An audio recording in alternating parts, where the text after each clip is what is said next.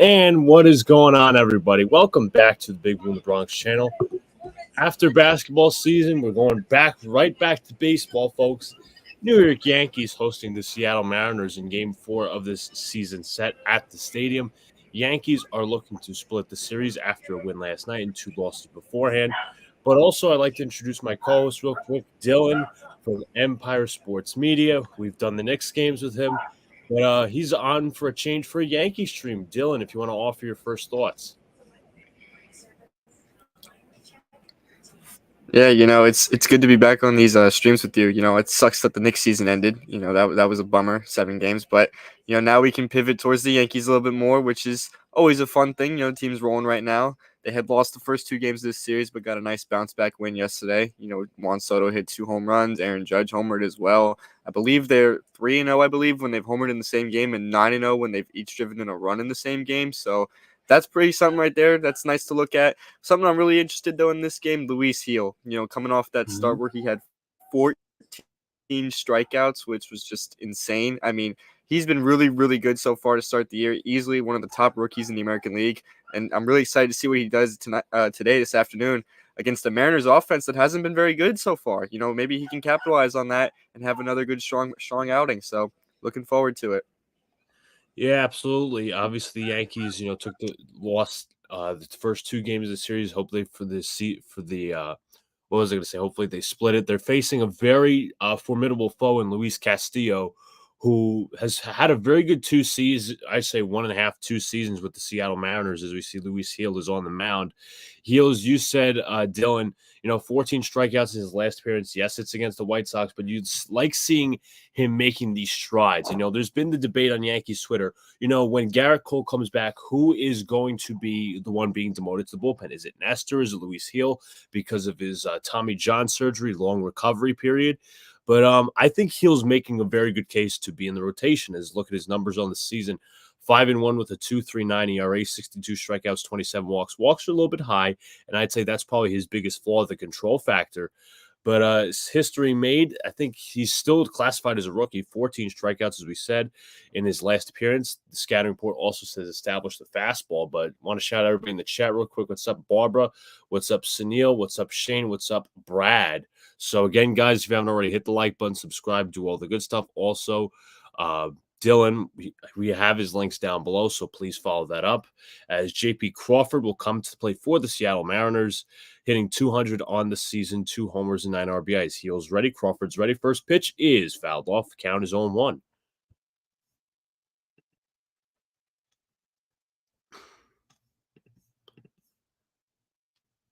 Count is 0-1. Pitch from Heel. His pitch is downstairs. Count is 1-1.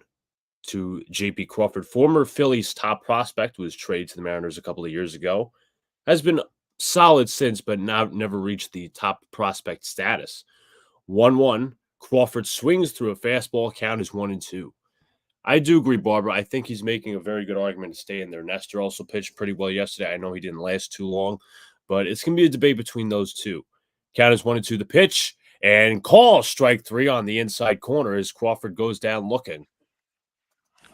Something we noticed in his last start, he was using the changeup a lot. And that at bat, he threw, I think, 3 fastballs. Looking good already. Absolutely. As the Yankees defense on is Verdugo, Judge, Soto left to right, as we see there. But Dylan Moore coming to the plate. He's had the Yankees number in this series. First pitch to Moore is a fastball that is chopped to Rizzo. He'll take it himself for the second out. So quick work so far for Luis Gil. And this is something that the Yankees will want. They want, Gil to get through these innings, especially after it was a slog of an outing for Nestor yesterday. They used a couple guys out of the pen. They didn't use any of the high leverage guys, thankfully, but they did have to use some guys for multiple innings, such as Luke Weaver, and I think Michael Tonkin even pitched a couple innings. So you want to get a long outing out of Gil, save that bullpen some more, heading to the West Coast tomorrow. Raley swings and misses for the strike. Count is 0-1. That is Luke Raley. He's also had the Yankees number a bit in this series, hitting 300 on the season, 4 homers and 12 RBIs. The 0-1 pitch on the way is high. Count is 1-1. Mostly fastball out here, Dylan. A lot of fastballs, as you acknowledged. You said you try to use that changeup in his last start. Yes, he was using the changeup a lot in his previous start, using a lot of fastballs though already early, and I mean it's looking good.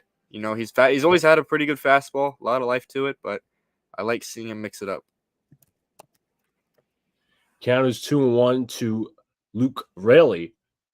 2-1 pitch to the left-hander. This one is swung on and hit a high fly ball, not too deep, just it in the short outfield.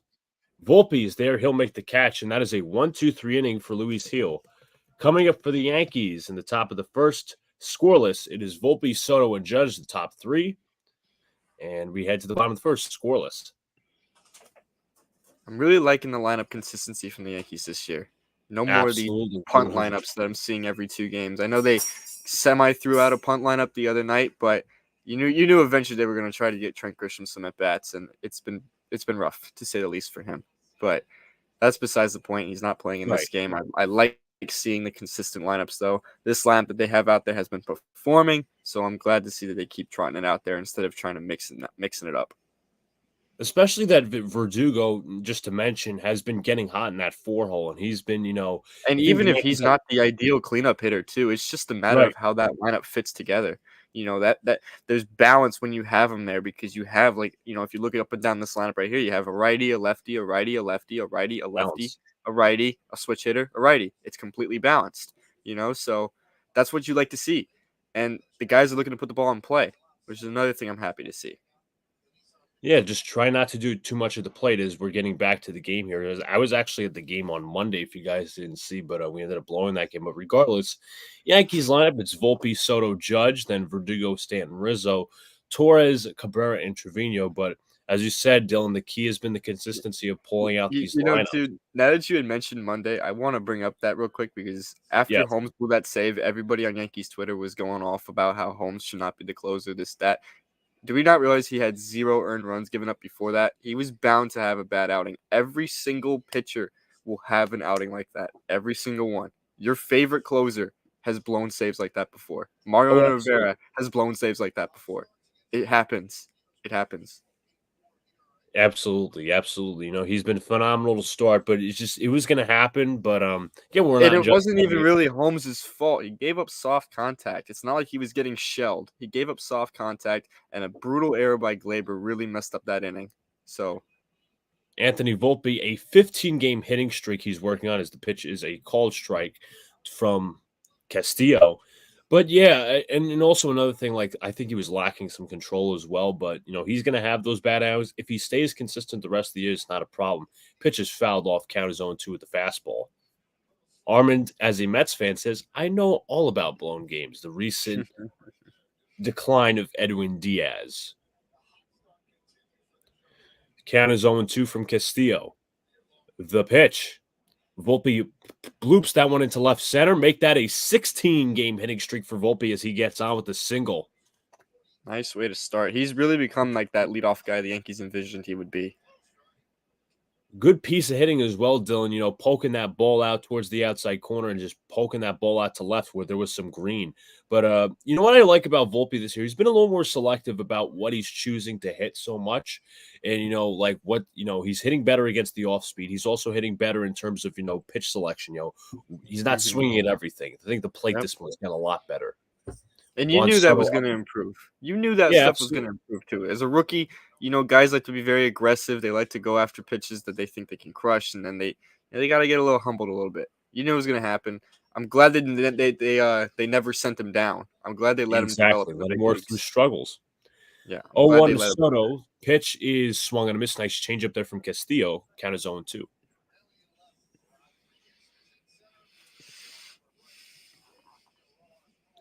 16-game hitting streak, the second longest by a Yankee since 2015. That was Didi Gregorius with a 17-game hitting streak back in 2017. Ironically, another shortstop. The shortstop. Pitch. Runner goes, and this is right to second.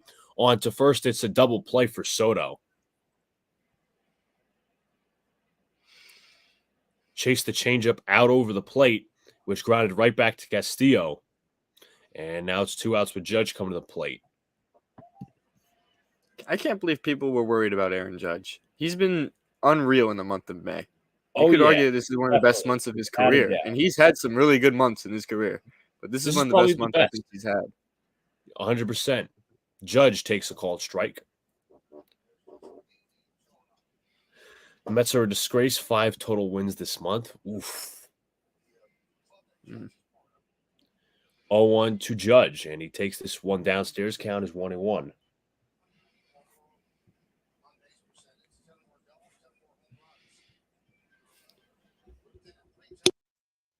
One and one pitch. Outside, it is 2-1. Judge hitting 268 on the season. In a 24 game span of all time, 500 plus OBP, 10 plus doubles, and 10 plus homers. Judge has made that happen. The Yankees franchise, along with Ruth, Gehrig, and DiMaggio, pitches outside. Count is 3-1. Try with the changeup.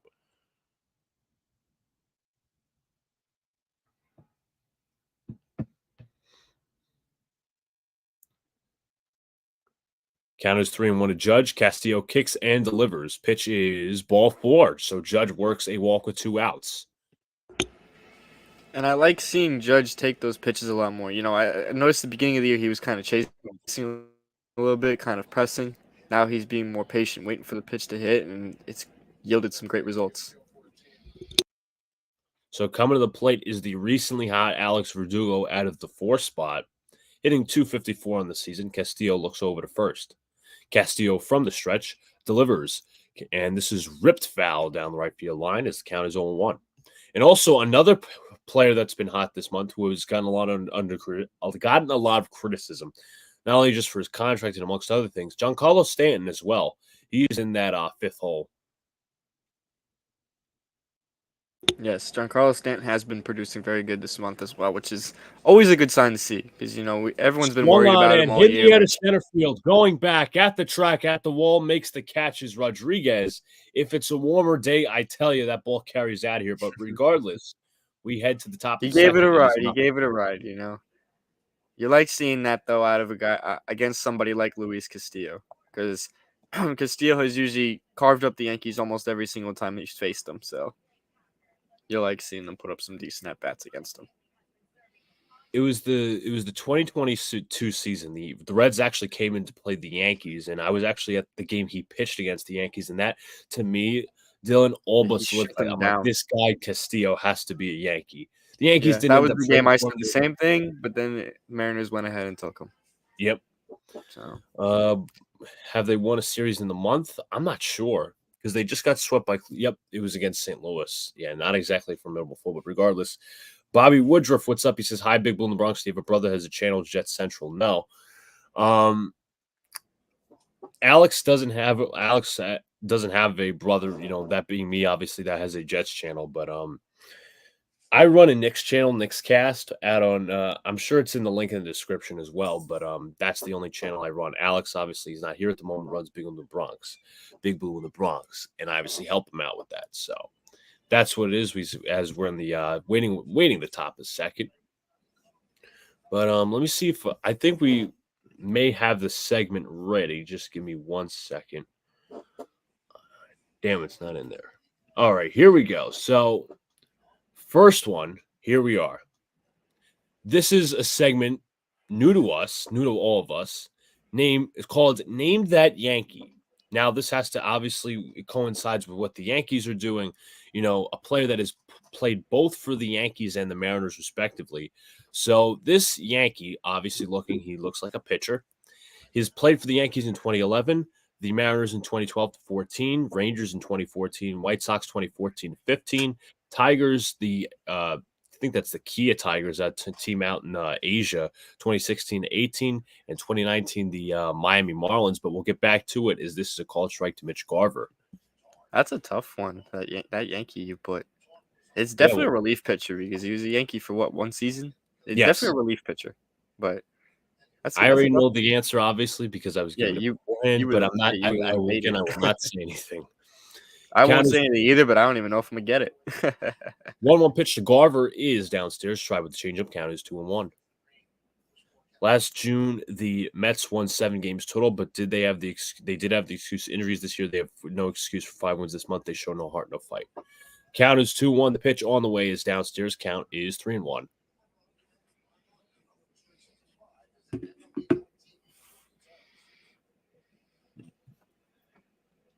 Heel behind the count rarely for the first time in this game.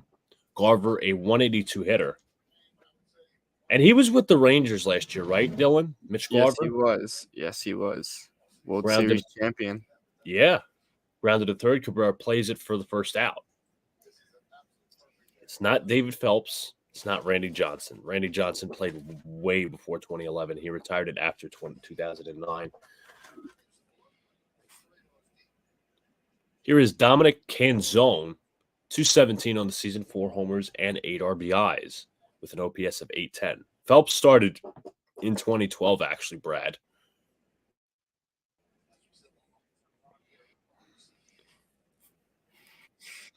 Heel winds, kicks, and delivers. First pitch is popped up on the left side in foul territory. This will give a look and we'll head into the seats.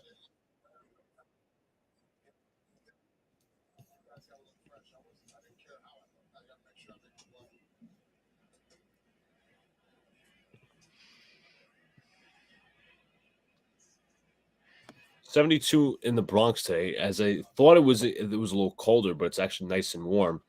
Count is 0-2. A little bit cloudy over there in the Bronx.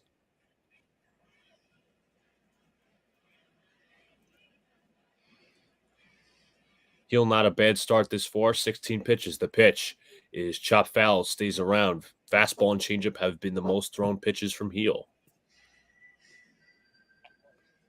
Also features a slider and a cutter. Very rarely, though. Count is 0-2. The pitch. Downstairs, count is 1-2.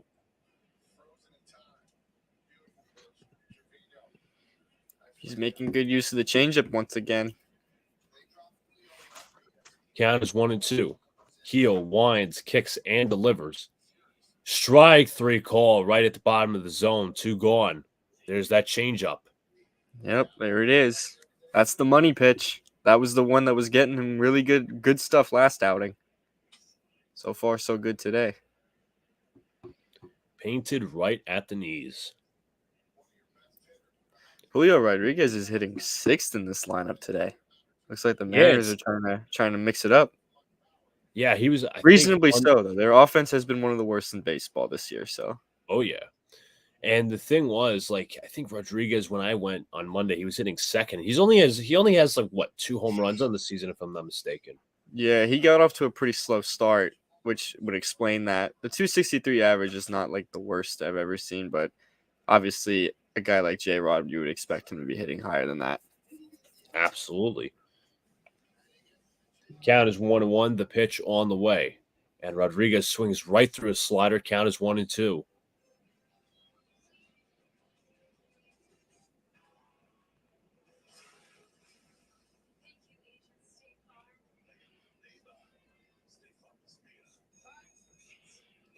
Count is 1-2 with 2 outs. The pitch to Rodriguez. Call, strike 3. Change up over the outside corner. Just nicked the outside corner. He's dotting up with that changeup, and it's touching 94. I mean, that's insane. It's insane the arm strength he brings. What's up, Scott? Hope all is well. We head to the bottom of the second. It's 0-0. Heel continues to pitch well, but let's go back to who's that Yankees. So go back to the teams. Yankees in 2011 started out as a rookie, 2012-14 the Mariners, Rangers 2014, White Sox 2014-15, the Kia Tigers 2016-18, and the Marlins in 2019. So who is that Yankee? I will give bad when I'm struggling on this because believe me, I'm like a baseball almanac. So like you would think that I would know this, but you got me stumped here. I'll give it a few more teams minutes. In 2014. Oh my goodness.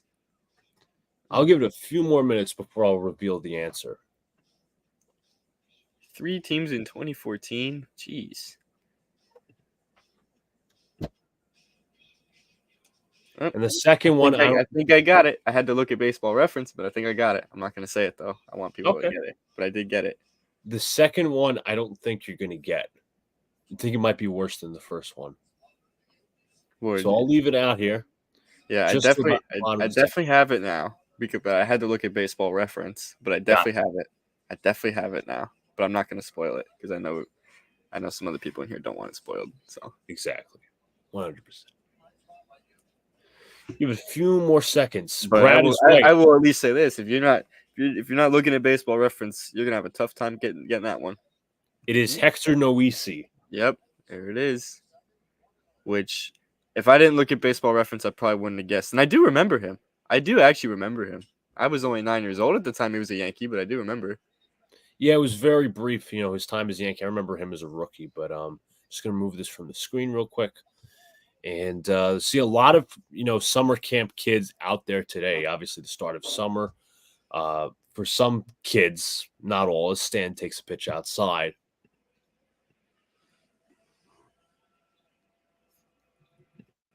Counters 1-0. The pitch to Stanton is swung on and hit in the air to center field. Rodriguez racing back to the track at the wall. It's out of here. Giancarlo Stanton with a bomb to center field into Monument Park. He continues to rake. It's 1-0 Yankees.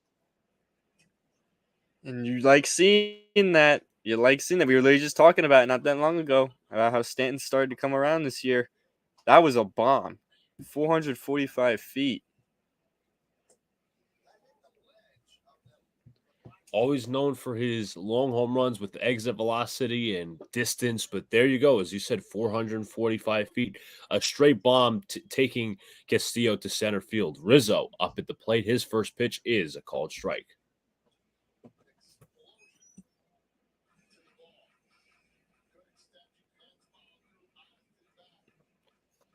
0-1 on the way. Rizzo takes downstairs, count is 1-1.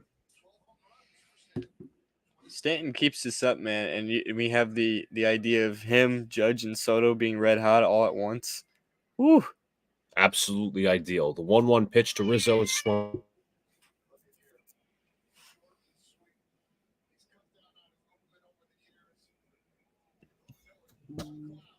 Big G is absolutely right, Scott. Absolutely. Count is 1-2. The pitch. Rizzo chops it to first. Fielded nicely by France, and that'll be the first out of the inning. Stanton's 12 home runs are tied for 5th in the American League, by the way. You said tied for 5th? Yep, tied for 5th in the American League. And I imagine the guys ahead of him would be, Gunnar Henderson, Kyle Tucker, Aaron Judge, Juan Soto, and then whoever's tied with Stanton for that 5th spot. Yep. As I see now I see the graphic as Gleyber Torres comes to plate. His first pitch is downstairs. Count is 1-0. Are the Yankees still the only team with 3 guys with 10 or more homers? I gotta look that up, actually.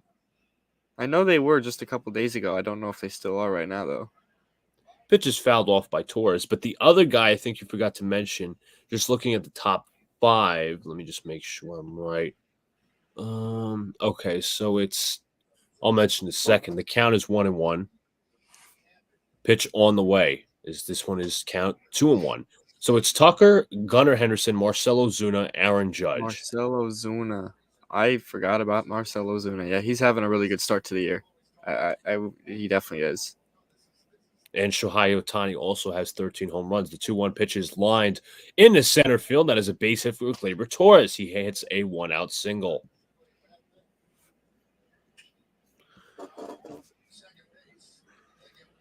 I mean, let's think about it. You said, are the Yankees the only team with 10 or it looks like, based on the home run leaderboard, it looks like they're still the only team. That's good. That's good. I mean, I've always had this argument with some people, but I always say hitting home runs is the way to go. This isn't the old school baseball. When the ball leaves the ballpark, good things happen. Absolutely. Sure enough.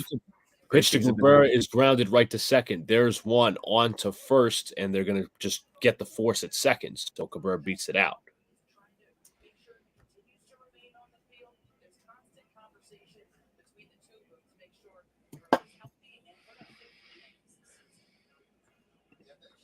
What's up to Greg John? Give Glabass a pool noodle. He might actually hit. Well, he hit one there. So he hit one there.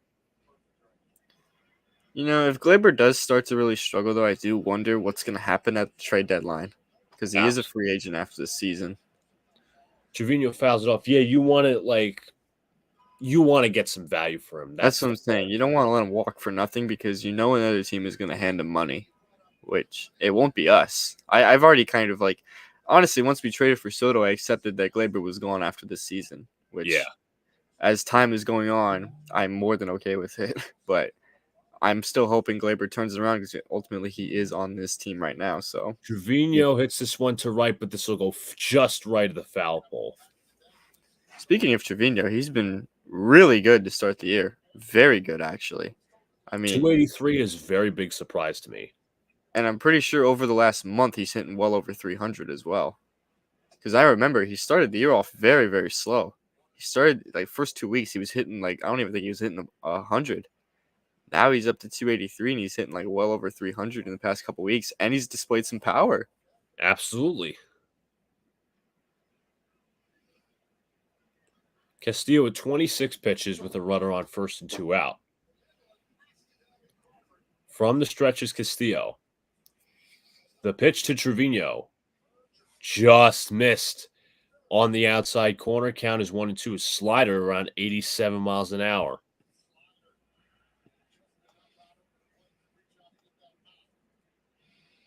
From first leads Cabrera.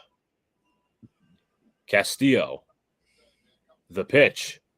This one is chopped up the middle and past the shortstop Crawford for a base hit. As moving to second is Cabrera. And the Yankees now have 2 men on with 2 men out for Volpe.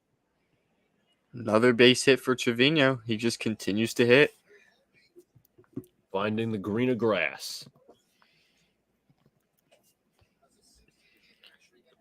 Something I'd like to note too, 4 hits off of Luis Castillo already.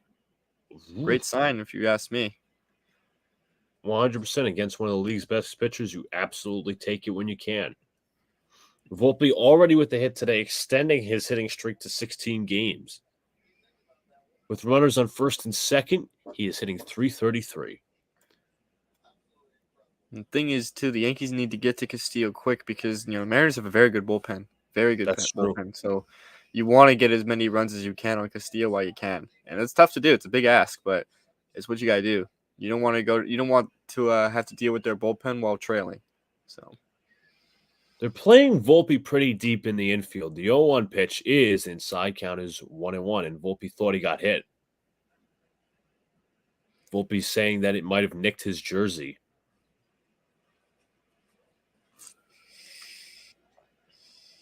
And it doesn't look like they're going to challenge it, so the count will remain 1-1.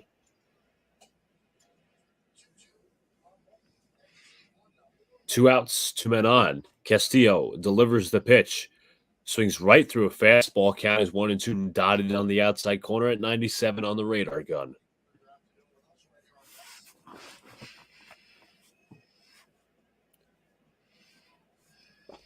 Count is 1-2. Pitch. Inside. Count is 2-2.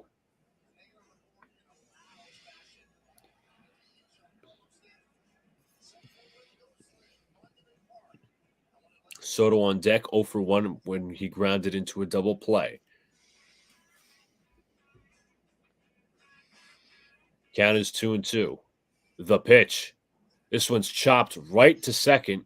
They will get the force there, and that'll be the end of the inning. But not without a big bomb from Giancarlo Stanton into center field. Yankees up 1 as we head to the top of the third. So now to continue the part 2 of Name That Yankee. Who is this guy? Played with the Cubs from 2012 to 2014, the Yankees and the Mariners in 2016, the Angels in 2017, the Twins in 2019, the Phillies from 2019 to 2020, and the Cleveland Guardians in 2021. Who is that pitcher? you love throwing pitchers out there, huh? Yeah, listen, it's a great segment, but I didn't come up with the names, I'll be honest. That was Fair enough, more fair Alex enough. behind the scenes. He doesn't like throwing like the easy, right down the middle, pitches. He's That's fair throwing you a enough. couple curveballs. This guy was not a Yankee for long. No, he was not. Only half a season.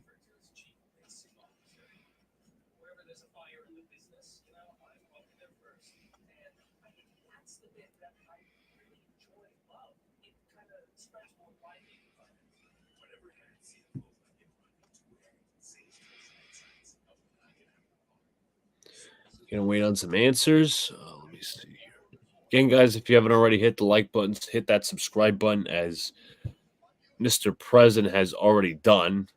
Thank you, Mr. Biden. Interesting. Greg and John says, Luca, who you got going to the NBA Finals? I have the Celtics. I'm not going to lie to you, Dylan. You know, watching last night's game as I was flipping back between that and the Ranger game, that's going to be like a 7-game series. That's not That's gonna be a very good series. You know, That's Luca not a and couple Anthony game. Edwards going at it. Absolutely. You know, seeing though what happened with the Pacers Celtics game 1, man, that could have been us. It could have been us. Could have been. Could have been us. Coulda, shoulda, woulda. It is what it is. They weren't healthy. They weren't Exactly. healthy. They weren't There's only healthy. so much you could do, and then your point guard fractures his shooting hand, and that's Once that happened, I kind of like. It sounds bad, but I kind of was just like, all right, whatever at that point, because if we moved on, that would have been ugly to watch without Jalen Brunson playing. pitch to Rojas is in there for a call. Strike count is 0-1. Josh Rojas on the season, 290 with 3 homers, 9 RBIs, and the OPS of 786. The answer, as Brad says, is Blake Parker. And it's funny. I literally had just clicked on his baseball reference page right as you said it. So y'all got it before me. Count is 0-1. The And I pitch know that's on. cheating, but man, Right. I would have never thought about him. So This one's popped to Gleyber Torres for the first out. So Luis Hill has been 7 up, 7 down. As they're doing a quick video montage of former Yankee Ken Griffey Sr., who obviously played with his kid Ken Griffey Jr. Looks like they also homered in the same game.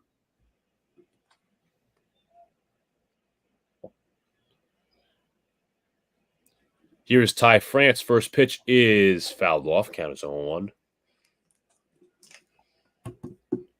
239 in the season for France. 5 home runs, 17 RBIs, and a 668 OPS.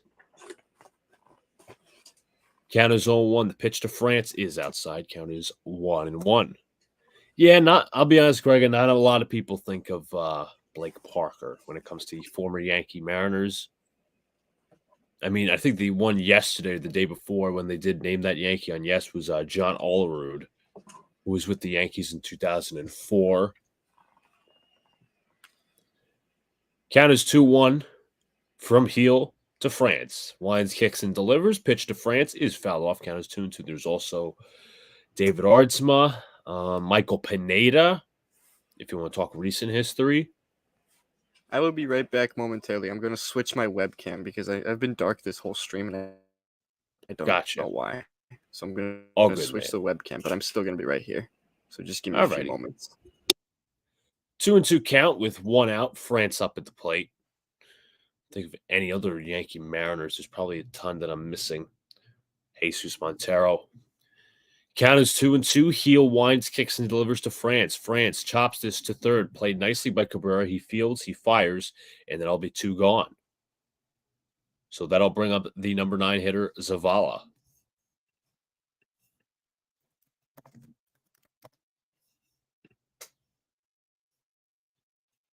Seby Zavala, former Diamondback and former White Sox. A-Rod is obvious, absolutely. Joseph Robinson Cano. First pitch to Seby Zavala is a call strike on the outside corner. Count is 0-1. Randy Johnson is somebody I think Bobby mentioned in the chat. Count is 0-1. The pitch on the way to Zavala is lined right at Cabrera. He fields, he fires, and that'll be the end of the inning. So no runs, no hits, no errors, nobody left on. It's been 9 up, 9 down for Luis Hill as we head to the bottom of the third. 1-0 Yankees.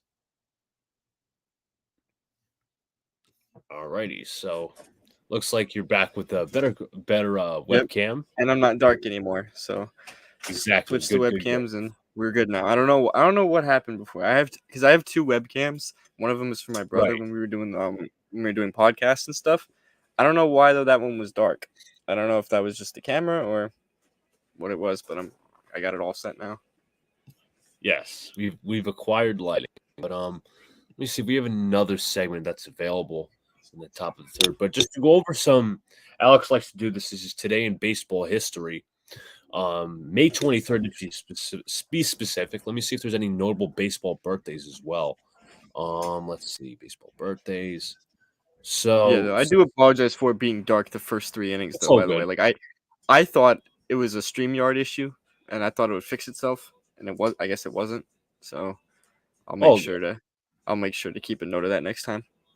Yeah, there's not a lot of notable baseball birthdays today. The only one is Cesar Crespo, who was with the Red Sox in 2004. But just some recent baseball history on May 23rd. Cubs pitcher Kevin Foster and Rockies hurler Marvin Freeman each hit home runs off of each other in a 7-6 Chicago win at Coors Field. This is 1995, by the way. Foster and Freeman are just the 10th duo this century to hit and throw gopher balls against each other. 1991, Tommy Green tosses the season's second no-hitter in a 2-0 victory over Montreal. In 1989, Cleveland loses Detroit 7-2 to drop its record 21-22, but remained the first place in the American League by percentage points. It marks the latest in a season a sub 500 team had been in first place. Hmm. Interesting stuff. And also, there was a baseball strike, which I'll present in a second. First pitch to Soto is in there for a called strike 0-1. The 5 hours after the midnight deadline passes in 1980, the players and the owners avert a strike by announcing a 4-year basic agreement. Count as 0-1, the pitch to Soto is fouled off. But the new deal raises the minimum salary from $21,000 to $30,000 and increases the club's contributions to the players' pension fund. But the major issue of free agent compensation remains unsolved. Boy, have we come a long way since then. That pitch is downstairs. Count is 1-2.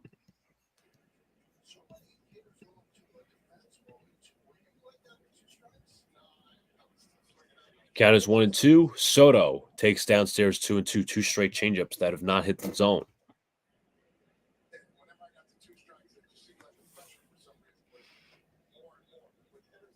Count is 2-2.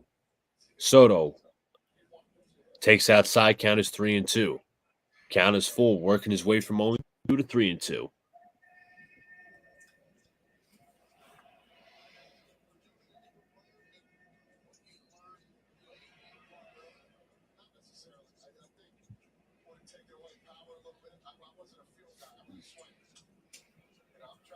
Count is 3-2. Castillo delivers the pitch, fouled off, going to the left side and out of play.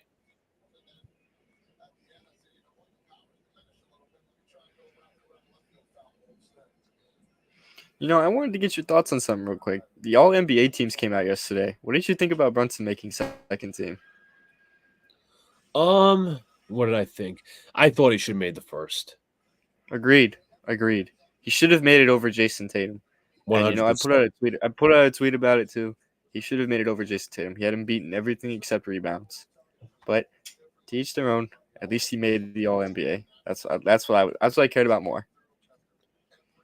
Soto lines his foul, but it's just like I think Brunson's impact is like more heartfelt to the Knicks. That's why I think he should have made the first team, or just to a team in general. I think he just brings more impact because Tatum's obviously one of the better players in the NBA, but to me, like, is his game like? I'm not gonna say his game isn't flashy, but it kind of isn't. 3-2, the pitch to Soto is fouled off. I mean, listen, he's a great scorer of the basketball, top in the league. But is there any like thing? I don't know. It's just I don't feel right about it. I don't either, but it is what it is. I'm not gonna harp on that. Still a major accomplishment to even make All NBA. I mean, I would hope he's still in top 5 in MVP voting as well. But Soto was just doing a quick stare down at Castillo, the pitch on the way, and Soto swings through a changeup, and he's pissed off at himself for that one. He was chasing ball 4, and it's 1 out for the Mariners. I think that might have been a sinker, but I could have been wrong. But either way, that was a pretty nasty pitch. It just darted away from him. Had some sick movement as well, if you think about it, a little bit late in the pitch. Yeah, exactly. It looks like it's going to be like top of the zone fastball, and it just shoop, goes that way. Aaron Judge in this season first in extra base hits, first in doubles, first in walks, and second in OPS. That being behind Kyle Tucker. 1-0 pitch to Judge is taken inside. Count is 2-0. What's up to LA Yankee? He says, I don't see Hal's comments about the lowering of payroll being a big deal. I mean, we'll see where it comes. I'm not going to overreact right now, but, we'll see what happens in the offseason when we do have to resign Soto. Judge hits one, the high fly ball into center field. Rodriguez back, track, wall, goodbye. Aaron Judge with a solo shot into the Yankee bullpen. Yankees up 2-0. Number 15 on the year for Judge. Man, he's completely erased that awful April he had. Completely erased it. Now he moves into tied for third in home runs among baseball. It's crazy how he was so bad in April, and now he currently has an OPS over 1,000. Telling you, man, when he gets going, he is impossible to get out. They have a couple guys on this team that are like that. Juan Soto being one of them. Giancarlo Stanton is another one of them. When they get hot, you can't get those guys out. This one's lined to left and caught for the second out. But I was going to say about Judge, it wasn't me, like when I was a little bit worried about Judge in April, it wasn't so much about, oh, well, he's washed or anything like that. I'm like, is he hurt? That's what I was worried about too. Like, was he not healthy? Was it that toe? Because, he didn't really, I don't think he got surgery on it. Was Clearly, it though, that the toe seems fine. Yeah. Stanton fouls that one off.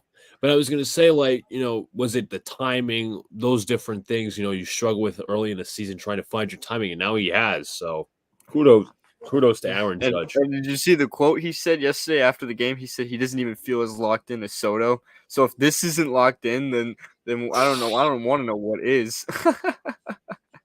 Counter 0-1, the pitch on the way to Stanton, and Stanton pops. Judge is on pace, by the way, to hit 47 home runs. He's on pace to hit 47 home runs, and he had a bad April.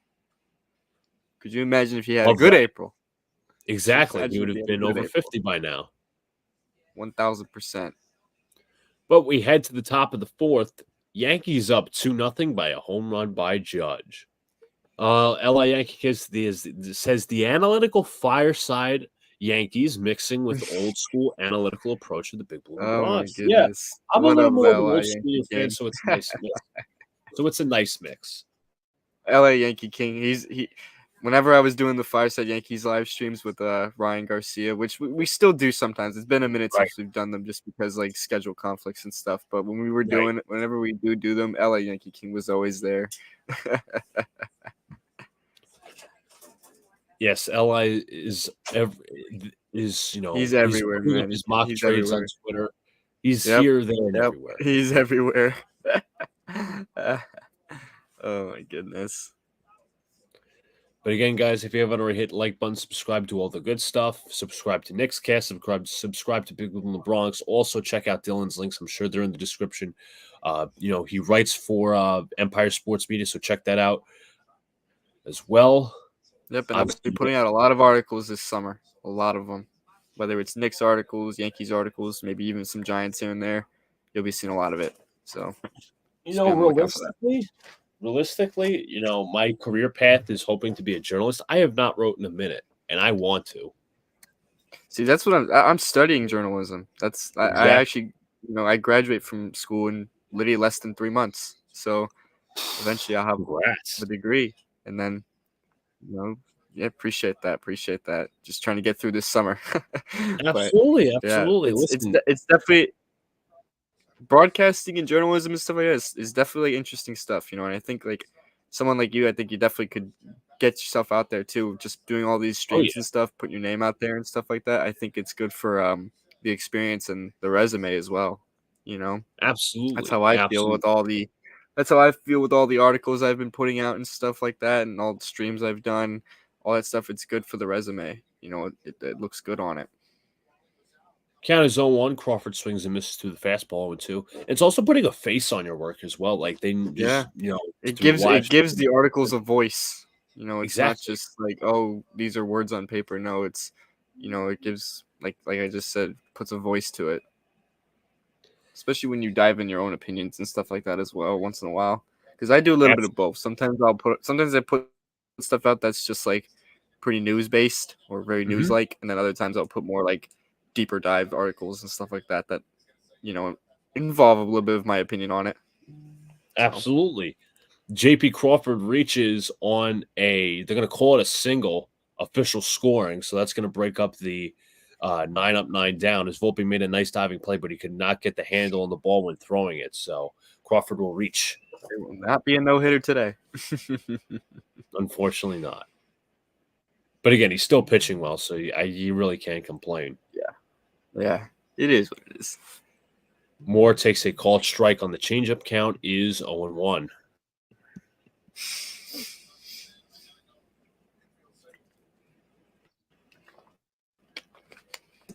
From the stretch, Heel delivers, bounced in the dirt, and played there by Trevino. Count is 1-1. We see Crawford just ripping it down the line.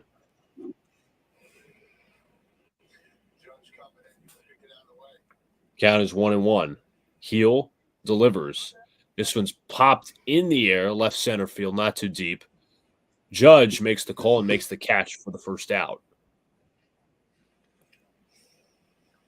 We mentioned this earlier, but I wonder what's going to happen with the rotation when Cole comes back. I mean, everyone in the rotation has been pitching so well. It's hard to imagine one of those guys has to take a back seat.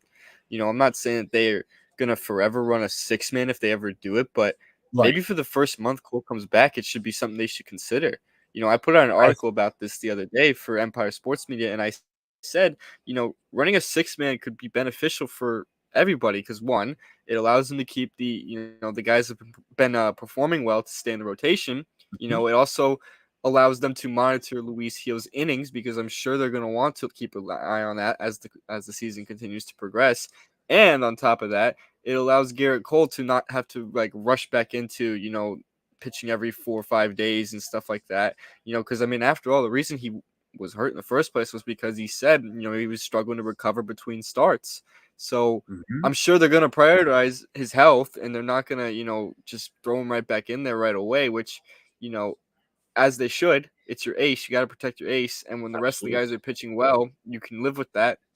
So I do wonder what they're going to do. Obviously, that's a conversation that can be had more a couple weeks from now because it's not like Cole's returning this week. He's returning probably next month. So we got some time before we can think about that. And who knows, maybe one of the other guys in the rotation right now starts to falter a little bit. But right now, I mean, if it was right now, I don't know how you could take any of these guys out of the rotation. I really don't.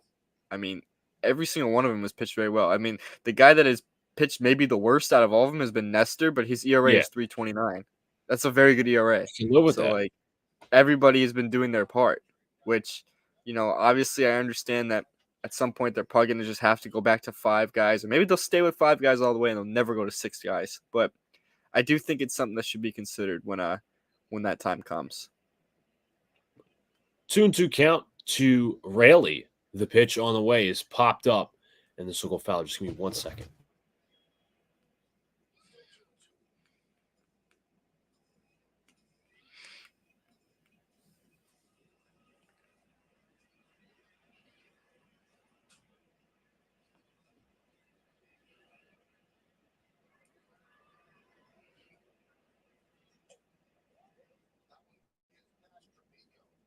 I was also going to say real quick that you got an extra day of rest. Now, some pitchers, see that as a benefit, in their numbers. Some pitchers don't see that as a benefit in their numbers. So we'll have to and see I did mention that it could take them out of their rhythm, which is a reasonable drawback. But at the same time, you want to keep your ace healthy, and considering that Cole basically just rested it to for the rehab, I really think that they're gonna. I think temporarily they'll try a 6-man. Maybe it works.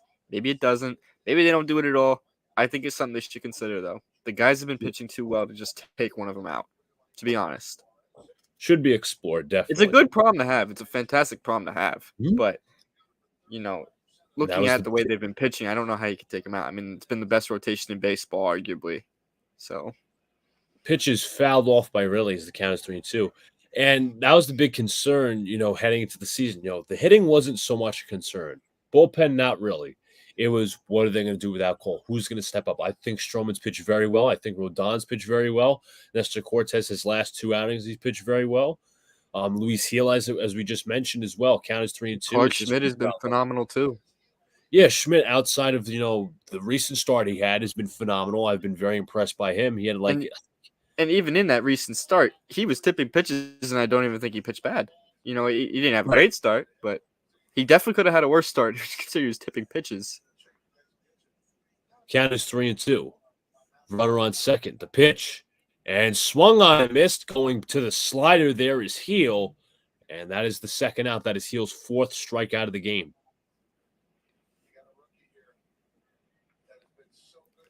Nice little economical start so far for Gil. Only up to 50 pitches. Nice little healthy pitch count.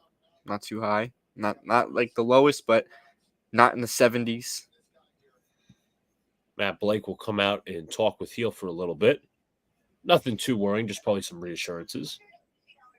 Also gives him a second to kind of settle down a little bit. Yeah. And this is probably the only inning where he's had trouble.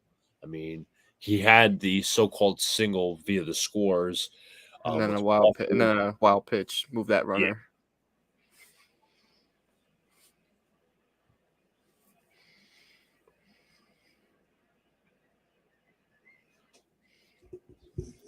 So coming to the plate is Mitch Garver, who's 0 for 1 today.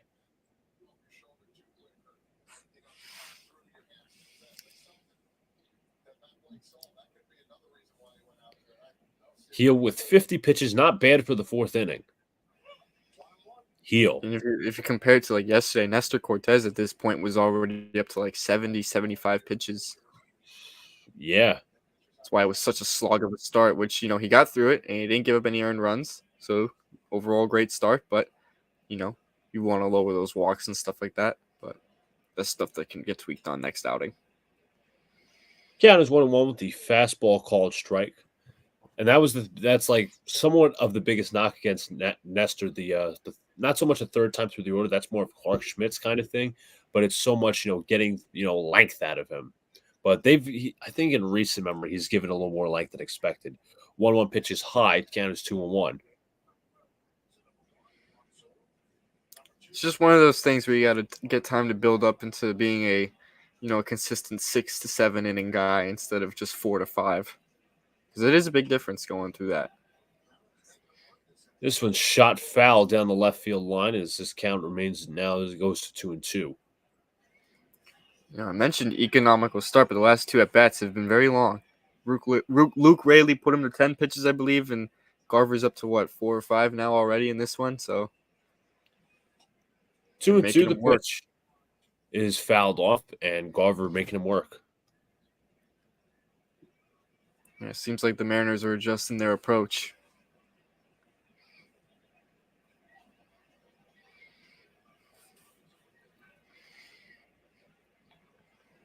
Count is 2-2. The pitch. Inside count is full.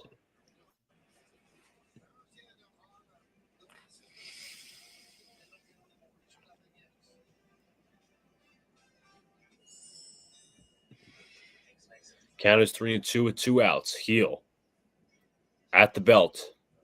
Delivers. This one's hit in the air to left. Right at Verdugo for the final out. We head to the bottom of the fourth with one runner left on. It is 2-0 Yankees.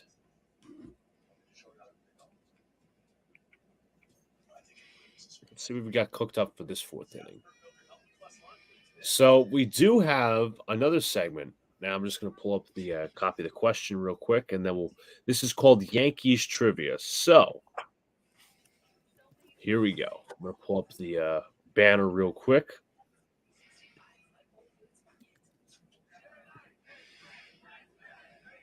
Here we are. In which season did Don Mattingly set a record for single-season Grand Slams, and how many? That is our first Yankee trivia question.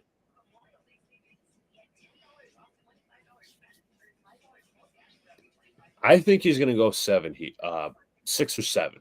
Close to that. I say 6. 6. But the question remains for all the people in the chat: which season did Don Mattingly set that record for single season Grand Slams, and how many? Again, this is probably this is franchise record. Franchise record. I do have the answer, but I'm not going to say it. I think when we come back, I'll reveal the answer because we also have another trivia question we'll give out in the next half inning. You know, and with the quick Google search that I did, that record is also matched by a different player, but it's not a Yankee, but it is matched. But at the time, he set the record. So Absolutely. I should clarify that. At the time, he had set that record, but now it's been matched.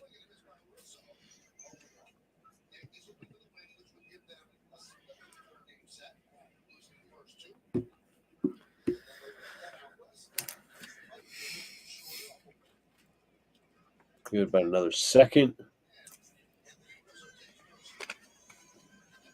Swing and a miss there by Rizzo as we get back. The count is 0-1. So the answer to the question, which season? That was 1987, Grand Slams 6. If anybody can guess who matched that record, then they should get like some sort of bonus. Absolutely. Rizzo was hit by the pitch. He'll go to first. The only hint I'll give is that actually he was a Yankee at one point in his career, but he wasn't a Yankee when he matched the record. That makes sense.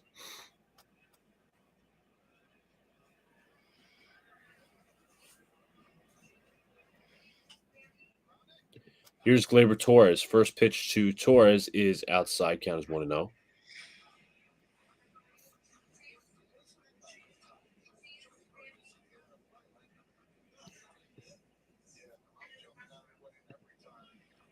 Count is 1-0. One runner on first. Torres. The pitch is chopped foul. Count is 1-1.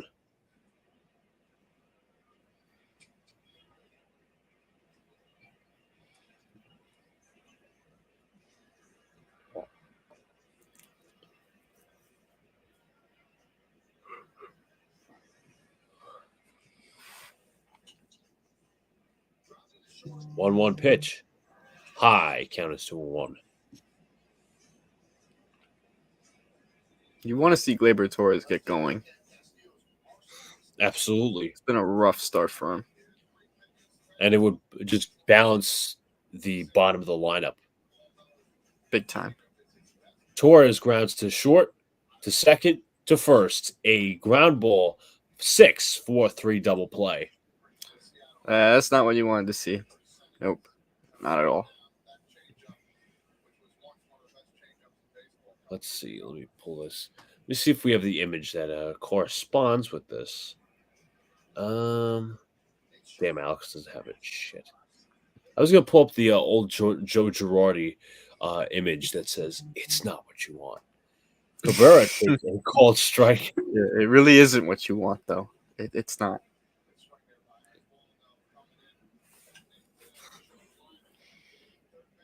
One pitch to Cabrera is chopped and a base hit past the third baseman. So a 2-out single for Cabrera, which will bring up Jose Trevino, who already has a hit today.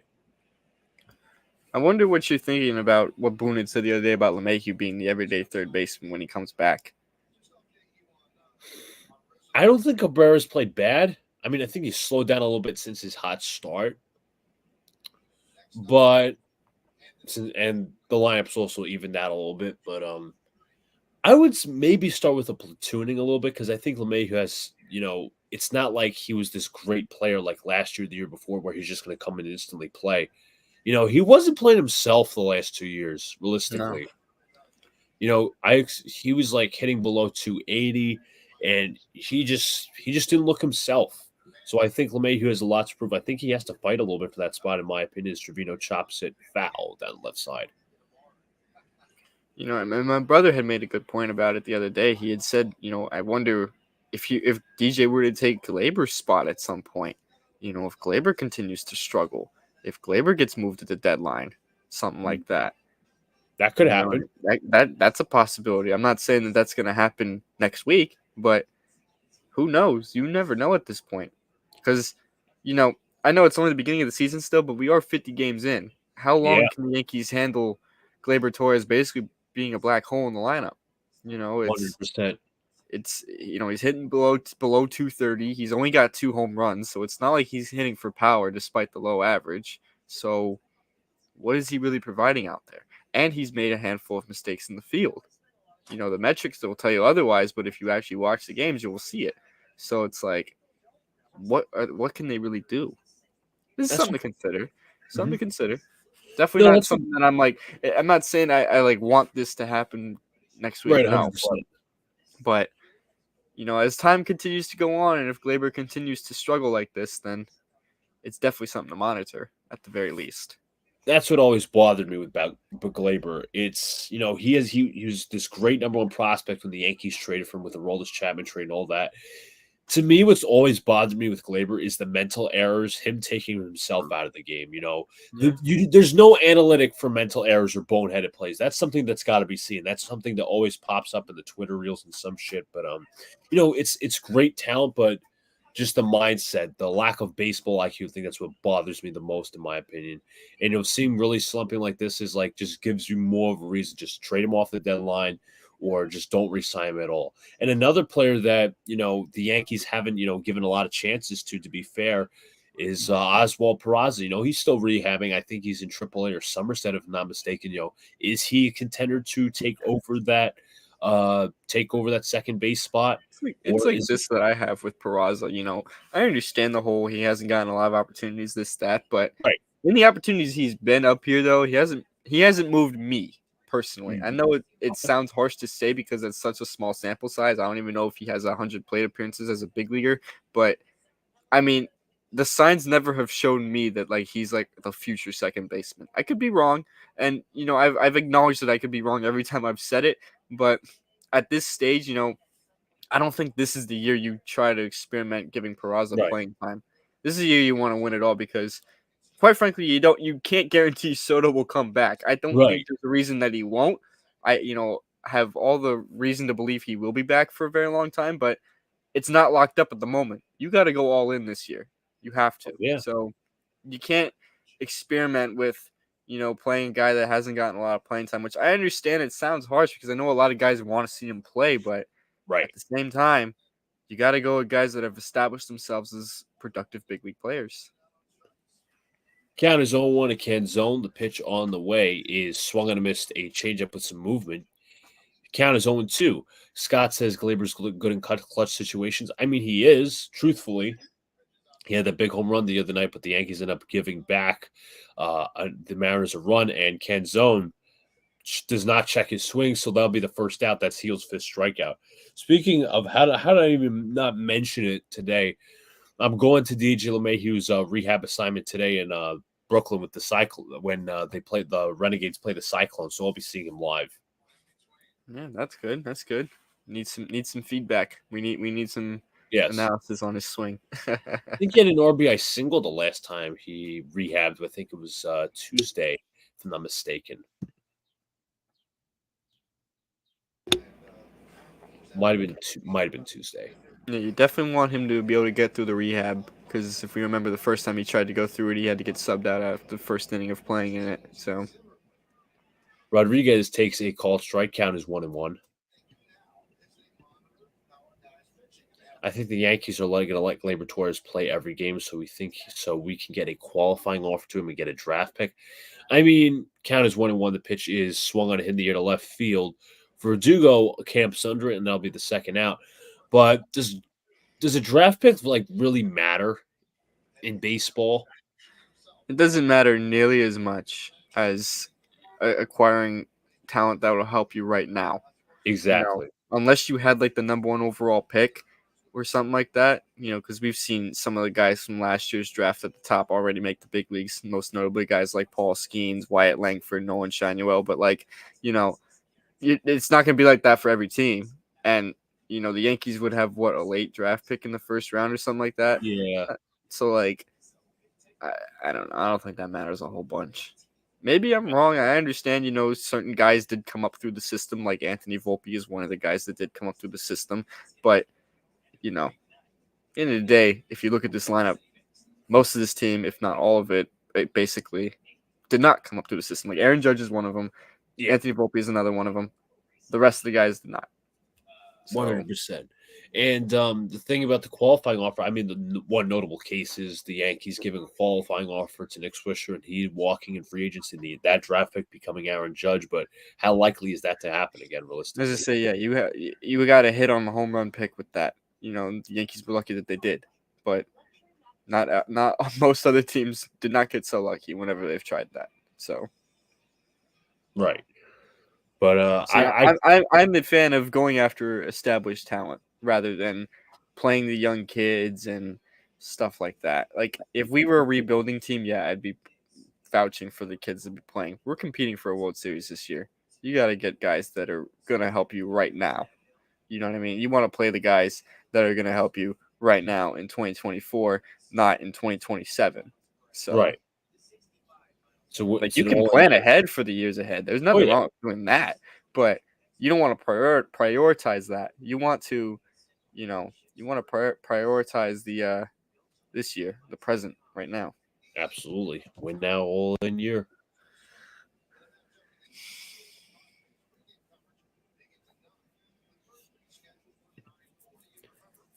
But I again, as I said, I don't think if he continues to struggle, you should not let him play. Just move him as soon as you can. But even then, it's gonna be like very low trade bait, honestly. And at that point, though, it's better than just letting him walk for nothing. Right. At Absolutely. that point, even if you do just get like a young prospect from another team, who knows? He could turn into your top prospect pretty quickly. That's true. Here's Volpe. First pitch is shot foul. Count is 0-1.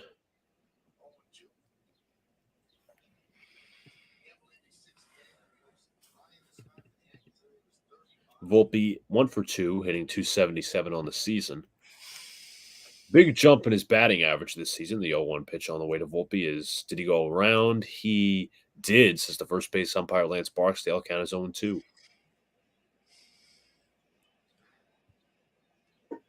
And I'm glad to see Volpe really turning around this year. I expected a good season out of him.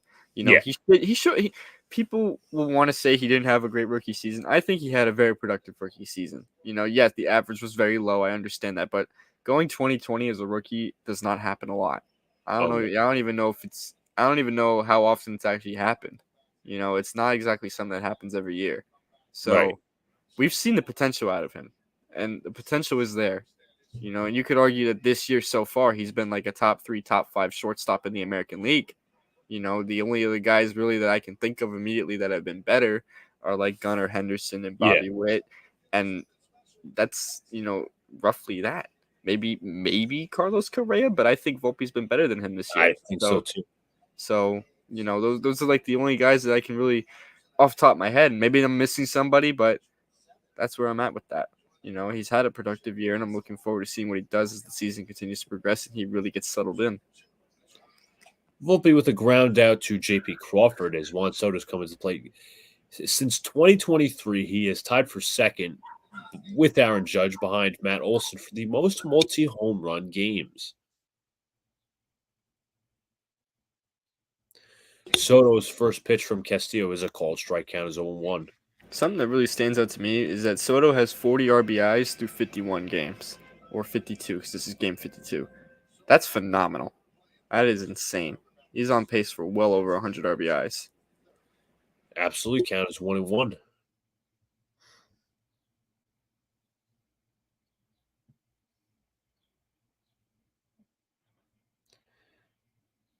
Castillo 68 pitches in 4 1/3 innings. 1-1 pitch on the way from Castillo. Pitches outside. Count is 2-1.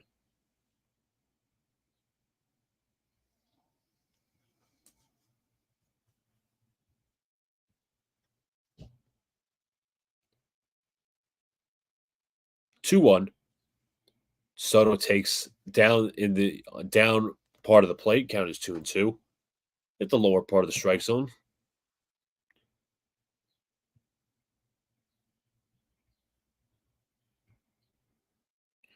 2-2. Soto takes full. Count is 3-2. A little bit of the Soto shuffle. They just mentioned on the broadcast that Luis Castillo is 31. I did not know that. It feels like he's a lot younger than that. It does. I know he's been in the 3-2. league for a few years, but Count is full. Full now. Move to a walk. So Soto will take first. First time today. He's on base. and that's what you like seeing. Even when Soto isn't hitting home runs or hitting doubles, he's working walks. He's one of that's the beauty of him. He's a pure hitter. He's a guy that hits for power, but also doesn't strike out a bunch. Exactly. He knows his zone. He has fantastic discipline. And it's ironic to say that because he struck out earlier in this game, but it's a good pitcher he's facing, and he's going to strike out here and there. It's going to happen, but he's not striking out 200 times a season, which is what I like seeing. Swing and a miss there by Judge. Count is 0-1.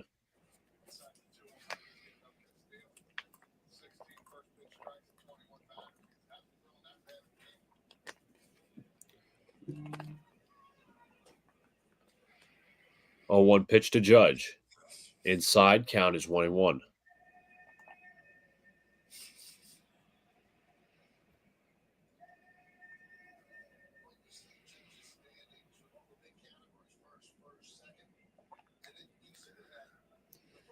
Soto leading off first. The pitch to Judge. Outside, 2-1.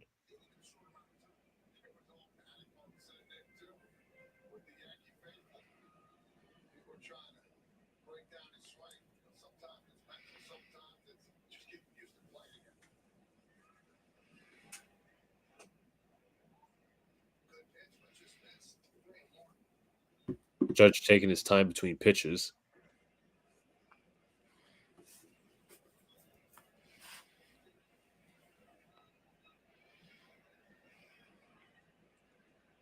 Castillo from the stretch looks over to first. 2-1. Judge takes downstairs. Count is 3-1.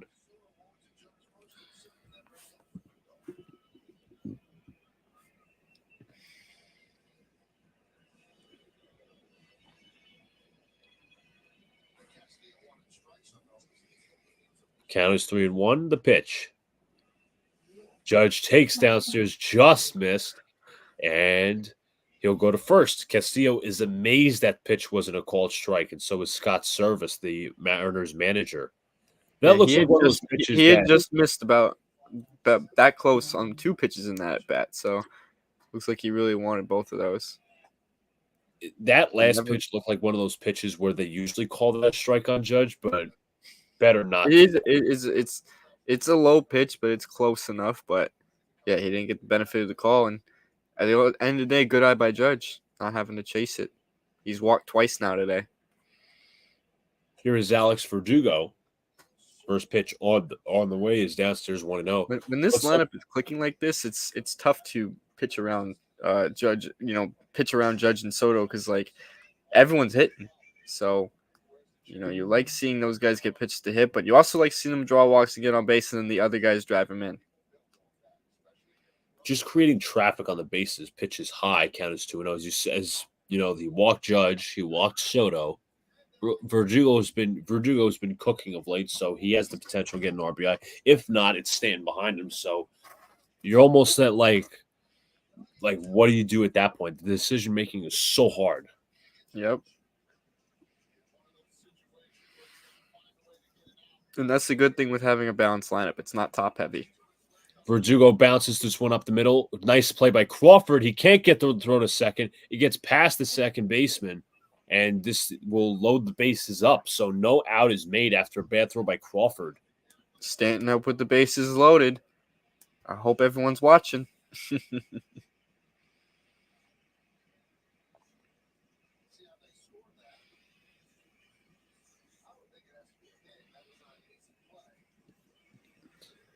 Looks like they charged an error on that play from Verdugo. Yeah, I think the second baseman Moore was trying to, should I say was, trying to get the ball, but I thought it dropped out of his hand. Just looking at this second replay, I thought it dropped out of his hand. Not so much it was a bad throw, but it could have been.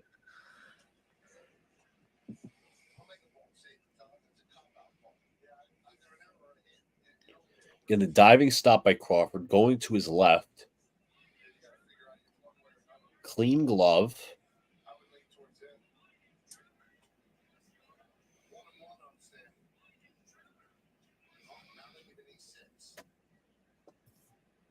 Pitch to Stanton is inside.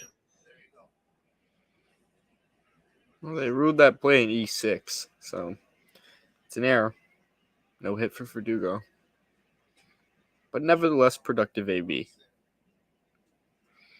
Stanton swings. His count is 1-1.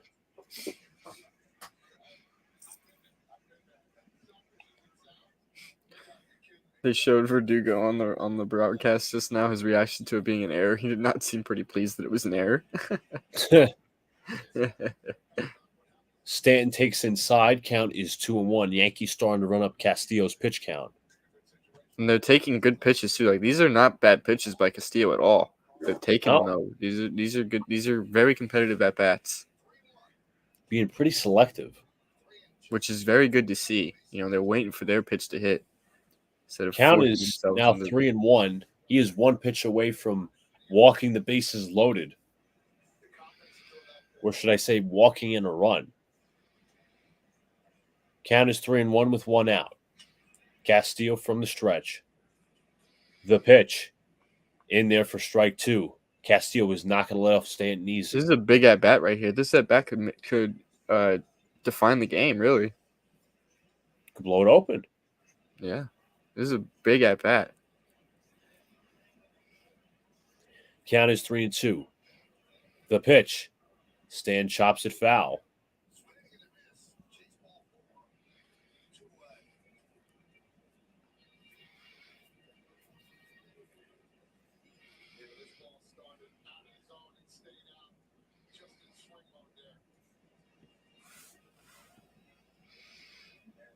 Count is 3-2. Pitch on the way. Stan swings right through the slider, 2 gone. He chased that ball 4. Yeah, that was all swing mode, as Todd Frazier said on the broadcast. He was not thinking take at all. He was looking to swing 100%. He was given a green light. Well, that's an unfortunate swing and a miss, but they still have a chance to drive in a run. Still got Rizzo up, who's already been on once today with the hit by pitch.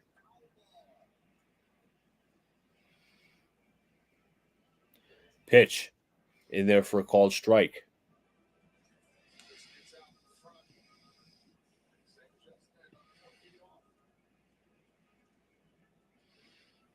I have a feeling this might be Castillo's last inning. He's up to 90 pitches almost. Yeah, he's done. Rizzo lines this one down the right field line. Is it fair? It's foul.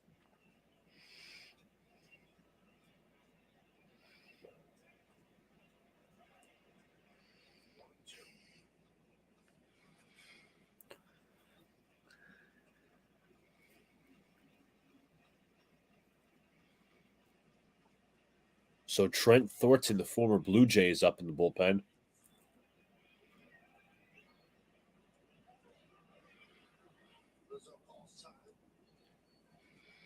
Oh, 0-2 count.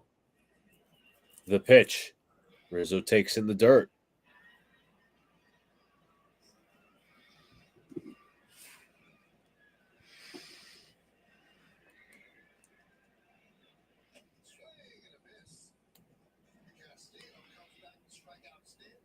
Count is 1-2. And time is called.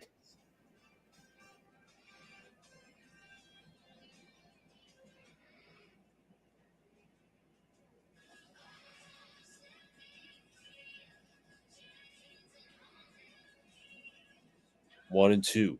The pitch to Rizzo, and he swings and misses right through the fastball. And that'll end the inning. The Yankees leave the bases loaded. We head to the top of the 6th. It's 2-0 Yankees. You would have really wished that they would have scored there.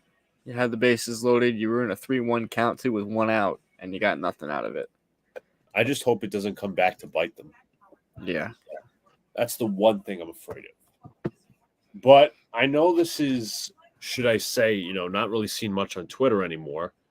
But we are going to pull up everybody's former favorite game, the Immaculate Grid.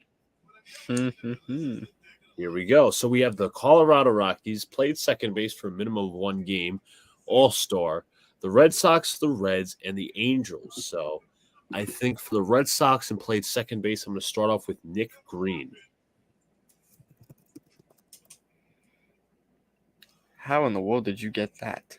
I don't know, just came to mind. Just came to mind. But still have 8 more left. But we have a .1 on this recent guess. See, So like I have one that's a Red Sox and a Rocky, but I feel like it's too obvious. which one is Like, that? I was gonna say Daniel Bard, but I think it's too obvious. That's fair. Let's see. Let me see if this guy. I think he did. I'm trying to think of the other ones. These are tough ones for the teams. Like Red Sox, Rockies. I'm going to go with Manny Del Carmen.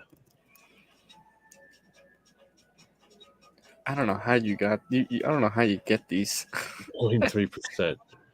See, this is why I'm not good at these grids. Yeah, it's a lot of thinking. It's a lot of thinking because again, the idea is to go with the more rare guess. Oh yeah, of course. Yeah, I know how it works. It's so tough when you think of when you gotta try to think of a very obscure player. Like what obscure Red Sox was an all-star? I mean, by the way, real quick, it's 5-1 Pittsburgh. Paul Skeens continues to pitch well. So we'll stop the grid for a second. We'll go back to the MLB graphic as up at the plate now against Luis Heel is the first pitch to Francis in there for a ball. Count 1-0.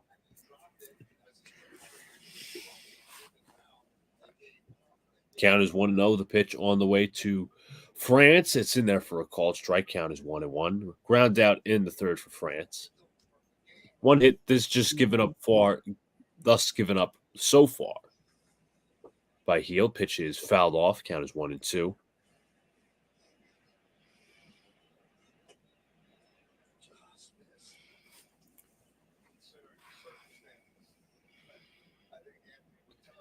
Count is 1-2. Heel from the stretch winds, kicks and delivers. Pitches a ball. Count is 2-2.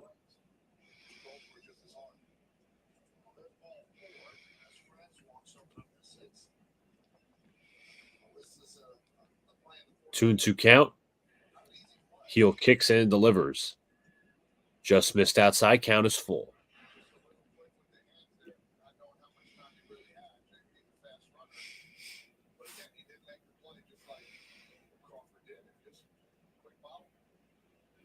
3-2 count. The pitch. Ball 4. So France takes a walk.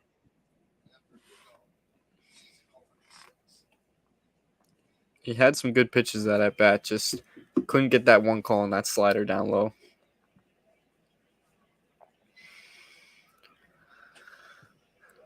Did you see that Barry Bonds was inducted into the Pirates Hall of Fame? Yep, I did. Baseball Hall of Fame should be next. Exactly. I agree 100%. No, Sebi's a politics high. I know there's the whole steroids argument with Barry Bonds, but steroids do not teach you how to hit a baseball. No.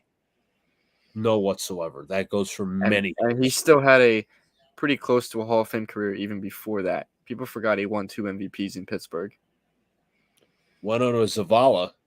Did he go around? The first base umpire says he did. Count as 1-1. I mean, there's so many hitters that have been blackballed. A-Rod, Gary Sheffield, Manny Ramirez. Yeah. There's just a whole line of list. There's a whole list of, players that are just waiting for the call. 1-1, 1-2. And even guys like Kurt Schilling too. Like, I'm not a Kurt Schilling guy at all, but we know why he's not in the Hall of Fame. It has nothing to do with baseball. So 100%. Things like that make a big 1-2. difference. The pitch is popped up foul. But I was just thinking of another player. The Rockets not in the Hall of Fame. Yeah. Clemens. Yep. I was gonna mention Clemens too. Heel on 74 pitches here in the 6th. France off at first with nobody out. The pitch outside 2-2.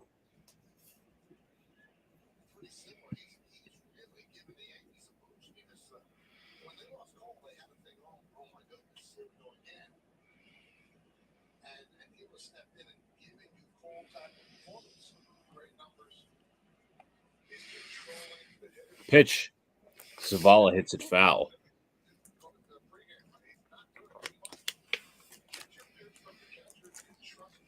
So 2024 Heel first 9 starts. Cole had a 2.22 ERA. Heel with a 2.39. Opposing OPS was lower from Heel, and his innings were also lower. So Yankees were Well, the 7. ERA is going to be lower after this one.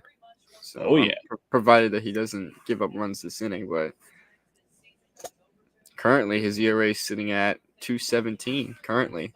So Yankees are 7-2 with Heel and 8-1 last year with Garrett Cole. In his first couple 9 we've starts. reached that point now. We're getting Garrett Cole comparisons. Phenomenal though. Phenomenal the way he's Oh yeah, definitely something that's very awesome to see, especially for a guy as young as Heel. France gets back to first.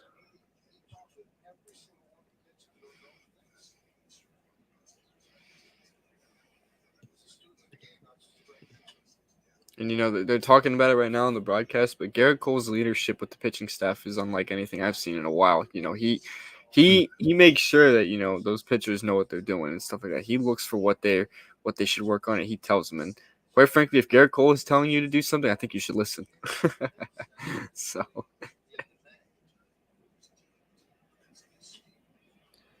Count is 3-2. France leads off of first. Heel at the stretch. Pitch.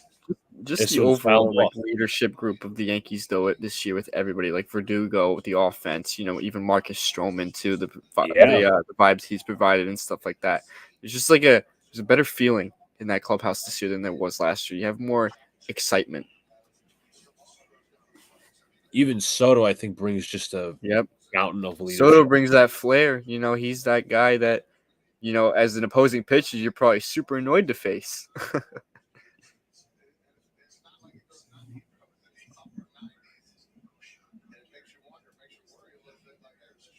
Count is 3-2. 10 pitches in this at bat to Zavala.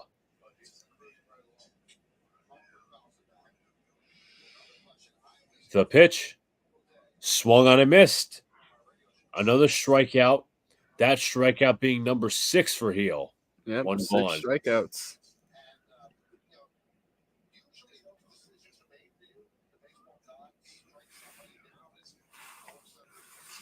Just once again, another gem so far from Heel. Love to see him finish it strong. I do wonder if this will be his last inning. I did say a couple innings ago that I think he'll go 6. If he gets through this, that'll be 6. So let's see what happens.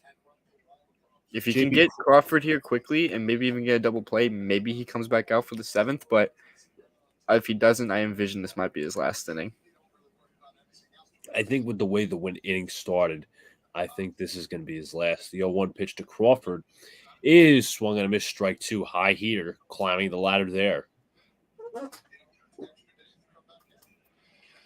Preaching the choir, man. Of course, Soto must be re-signed. Absolutely. 0-2. Pitch is fouled off.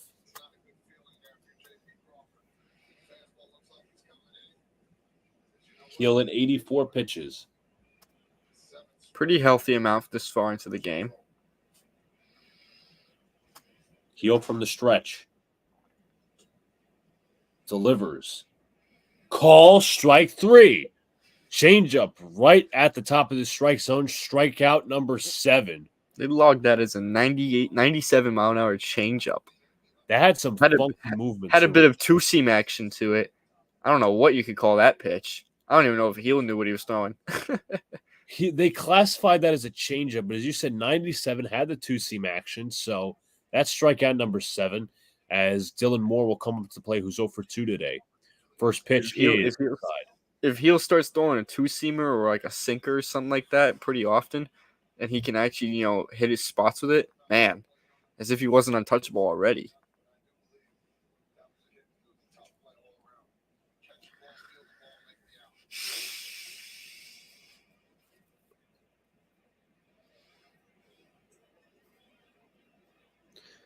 Count is 1-0 to Moore. They got Victor Gonzalez in the bullpen, so this is almost certainly going to be his last inning. Could be his last batter, too.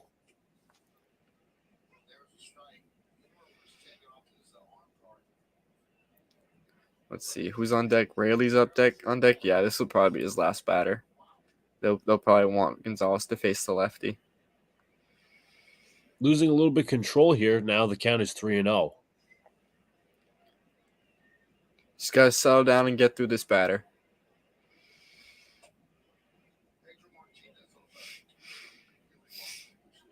Strike call. Pretty That pitch friendly was call. way outside. Yeah, pretty friendly call.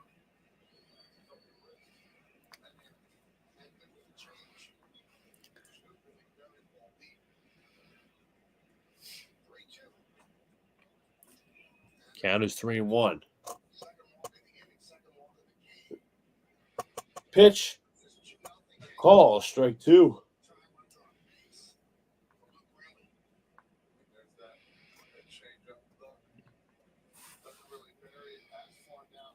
Two outs. Runner on first. Yankees up 2-0. Heel about to deliver. Ball 4. Slider right there in the dirt, and this is probably all but likely his last batter. Well, my broadcast is a little bit ahead of yours, and they're just Matt Blake went out there to talk to him. Probably So give Gonzalez more time. it looks like though they might let Heel try to get through Rayleigh. And I don't think Rayleigh is a hit today, to be fair. So He's 0 maybe for 2 that's with a the right move. strikeout. Boone rolling the dice here, but let's see if it pays off.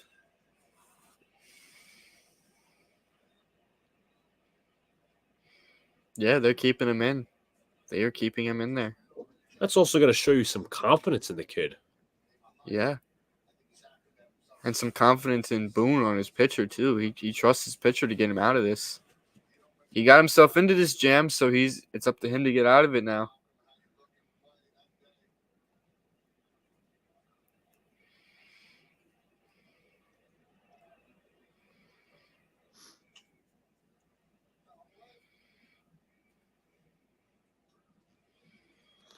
"91 pitches nonetheless. Not exactly a healthy pitch count because of the inning, but regardless, they're going to have him work through it. If he can get you through 6, that's an ultimate success.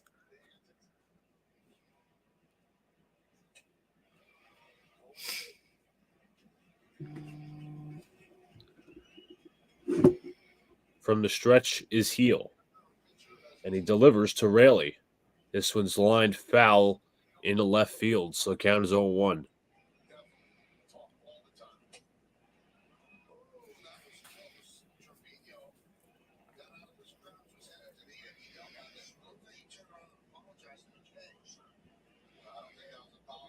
Count is 0-1. The pitch is swung on him at strike 2. He is one pitch away from getting out of the inning.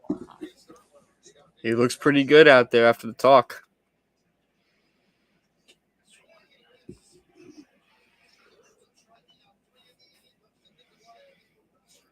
Pitch. Just missed. Trevino was ready to walk back to the dugout, but he did not get the call in the outside corner.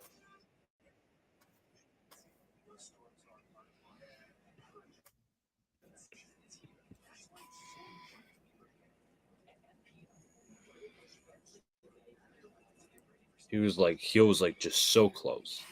1-2. Swung on and missed. Strikeout number 8 for Heel. That'll end the inning. 2 men left on. We head to the bottom of the 6th. It is 2-0 Yankees. What a performance by Luis Heel again.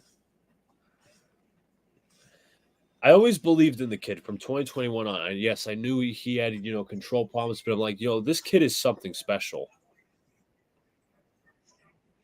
But regardless, we got to get back to the Sure enough, immaculate. he has been so far. All right. What's an obscure Red Sox that was an all-star? Again, we got to think, as Dylan just said, we got to think obscure. Trying to think. I know Elston Howard was a Red Sox. I don't think he actually was an all-star.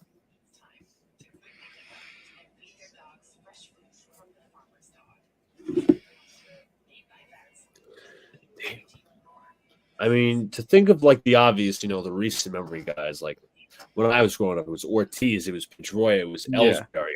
all those I think guys. Ellsbury Those are might have too also. obvious. Those are Yeah, too obvious. I think Papelbon might have had an All-Star appearance. Jason Bay was an All-Star in 2009 for That's Boston. true. I'm looking at it right now. I had to Google it. Had to. Yeah. Listen, it's fine. It's fine. Who else? Who else could we be? There's also Jackie Bradley Jr. 2016, he was an All-Star. Clay Buckles was a 2-time All-Star. You know what? Screw it. I'm gonna roll with Buckholz because he's not exactly a pitcher anybody talks about anymore. He did throw no hitter in the first start, so point 6. And he was a 2-time All-Star. yeah, So that's a little surprising that he was that low. I understand he played a decade ago, but I mean, I thought he would have had a little bit more.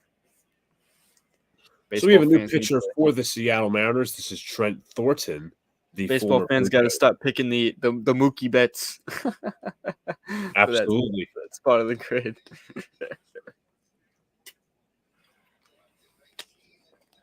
So Thornton, the former Blue Jays, 1-1 of the season. First pitch to Torres is a called strike. Count is 0-1.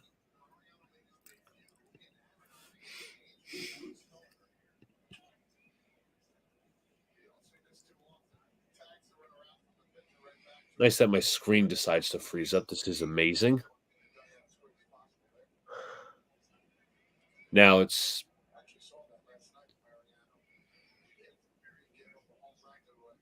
a ball. Well, they just reversed back to the pitch that was a strike. This is absolutely amazing.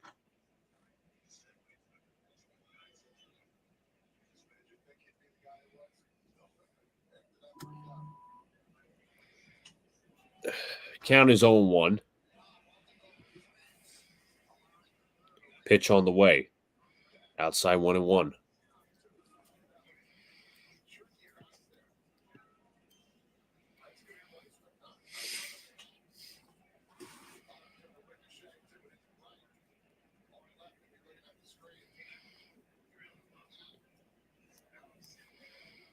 Holy crap, is this being slow?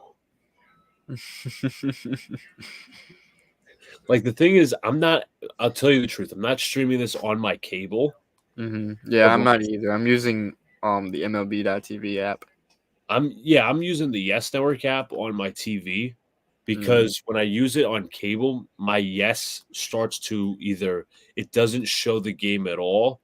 Not that it doesn't show the game, just the programming doesn't work on Yes Network, or it just starts to like freeze up like if there was like a storm outside or something. But now I get what you mean.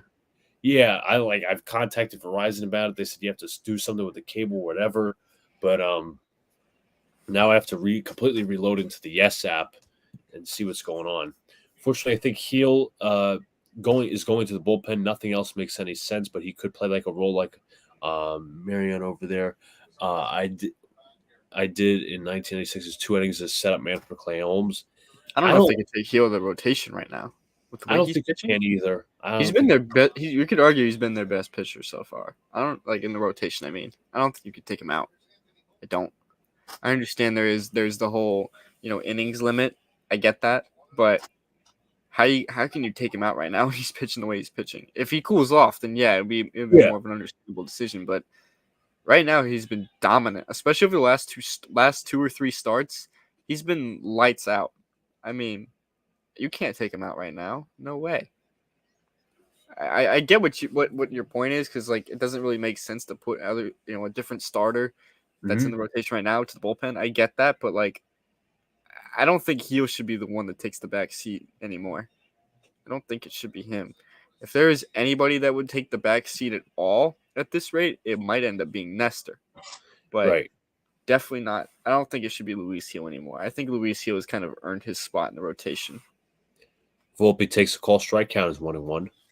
And like I said, if Heel slows down, he doesn't pitch as good, the next month or so, different conversation. But right now he's been lights out, dominant. So runner goes. Swing and a miss. Throw down a second. And Cabrera is safe. He steals second with 2 outs.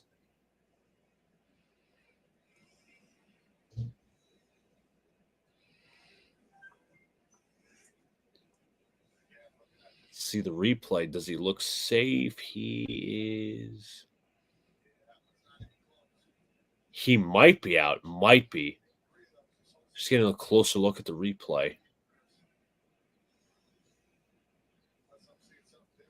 But they are going to challenge this, so call is under review.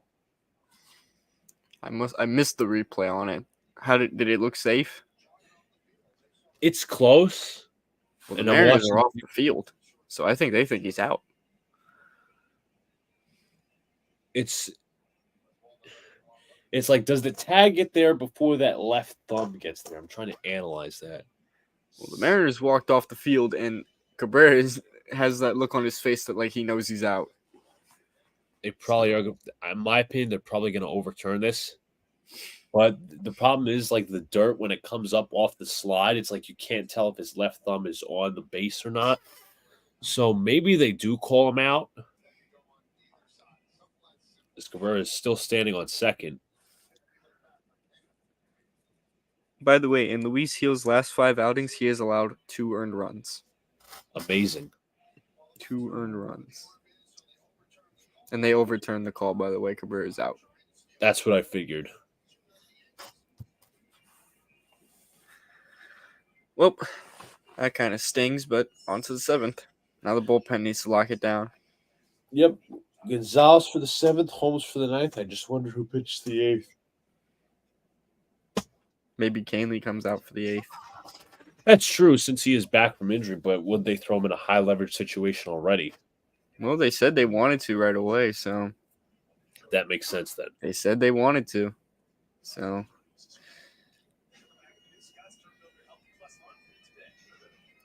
apparently he's going back out to start the 7th inning. Really? Yeah. I just saw it on Twitter. Maybe just for one batter, I guess. Or maybe he's just that dialed in. They want to see what he can get, if he can get them through 7. Now, if he can get you through 7, that's impressive. That's phenomenal. And I'm sure they'll monitor, but still.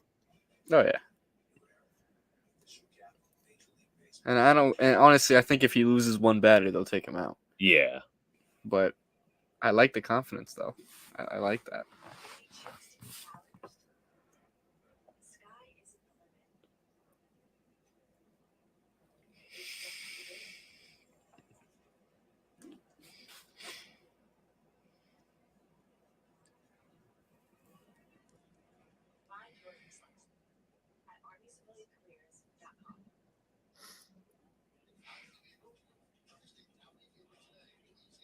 See. Yeah, I've been seeing people tweet as well, and I agree. There's no way you put Heel back in the bullpen. Yeah. Not even as a lone reliever. Go 6-man if you have to.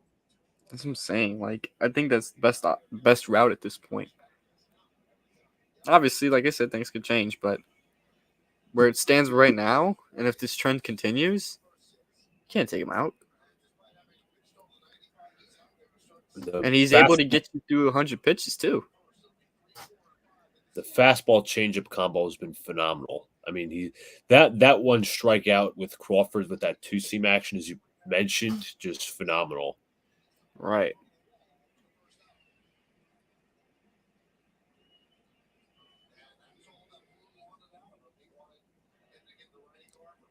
So Heel is going to be ready to deliver to the 0-for-2 Mitch Garver.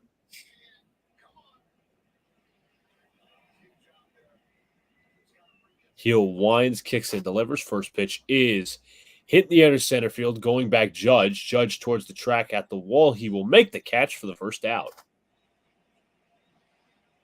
Heel's like so close.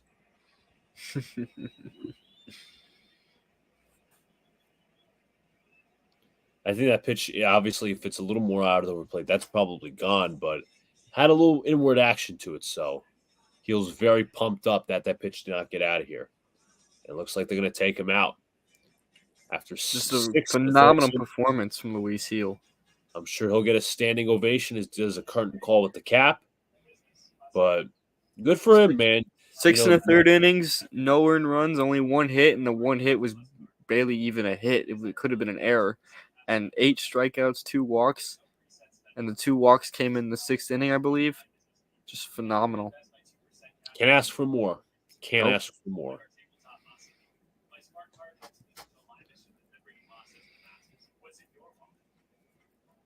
So coming in will be probably Victor Gonzalez.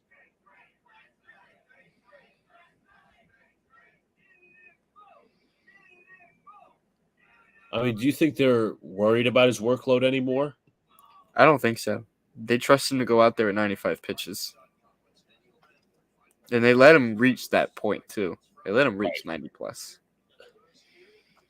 Let's see, Angels All-Stars. This should be fun. Let me see if this guy was an Angels All-Star. I doubt he was. Yeah, we'll roll with him. We go with Sean Figgins. That's a good one. Stolen base champ of 2005. Then we got Reds and Rockies, Angels and Rockies, Reds and second base, Reds All-Star.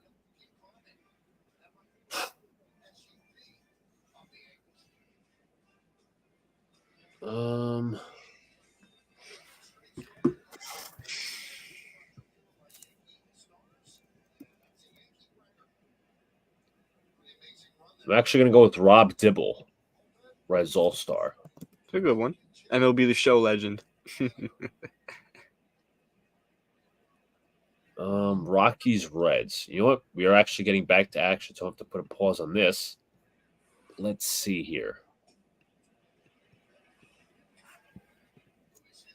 So Heal's 11th straight start with 5+ innings, 2 runs or fewer. That's a Yankee record, by the way.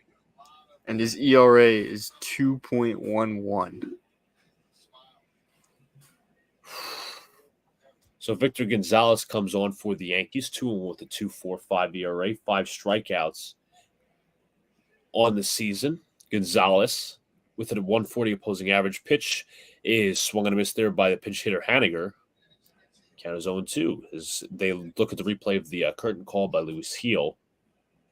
Again, I'm happy for him, not just from like, oh, well, he's a Yankee pitcher, but just like the sentimental standpoint of he had a long road recovery from Tommy John surgery. Highly touted prospect, comes up in 2021, up and down the farm system when it comes to the, being called up to the Yankees, being sent down, and then he gets hurt, long road recovery, and now he's back in the rotation.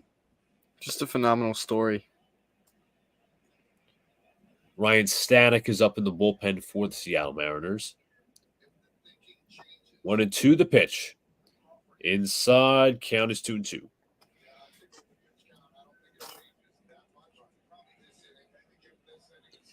Warming up for the Yankees, likely to pitch the 8th inning is Nick Birdy. 2-2 count. The pitch is chopped foul. And if they do go to Birdy, you hope he can give you some good. He can give you a good 8th. We know he has some issues with his command, so.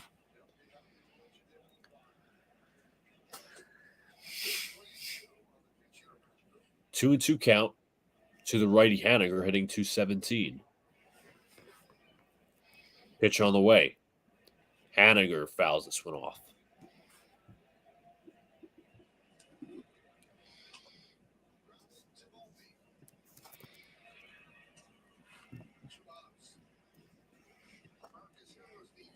Victor Gonzalez is basically the Wandy Peralta replacement. That's what I imagined. That him or Caleb Ferguson. It's probably Victor Gonzalez at this point because Ferguson doesn't have that kind of ground ball stuff. Exactly. I was looking for like who's the sinker ball pitcher. Exactly. 3-2 pitch, and Haniger grounds this to short, fielded nicely by Volpe. He fields, he fires, he gets the out at first. So 2 gone.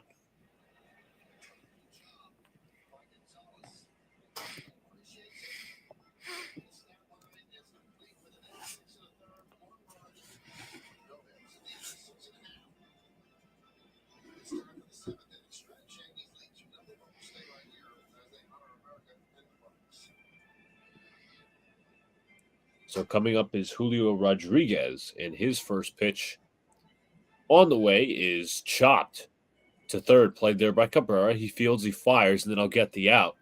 So 7 shutout innings for the Yankees this far, and especially 6 1/3 from Luis Heel.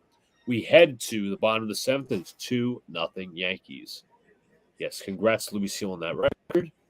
Let's see something here.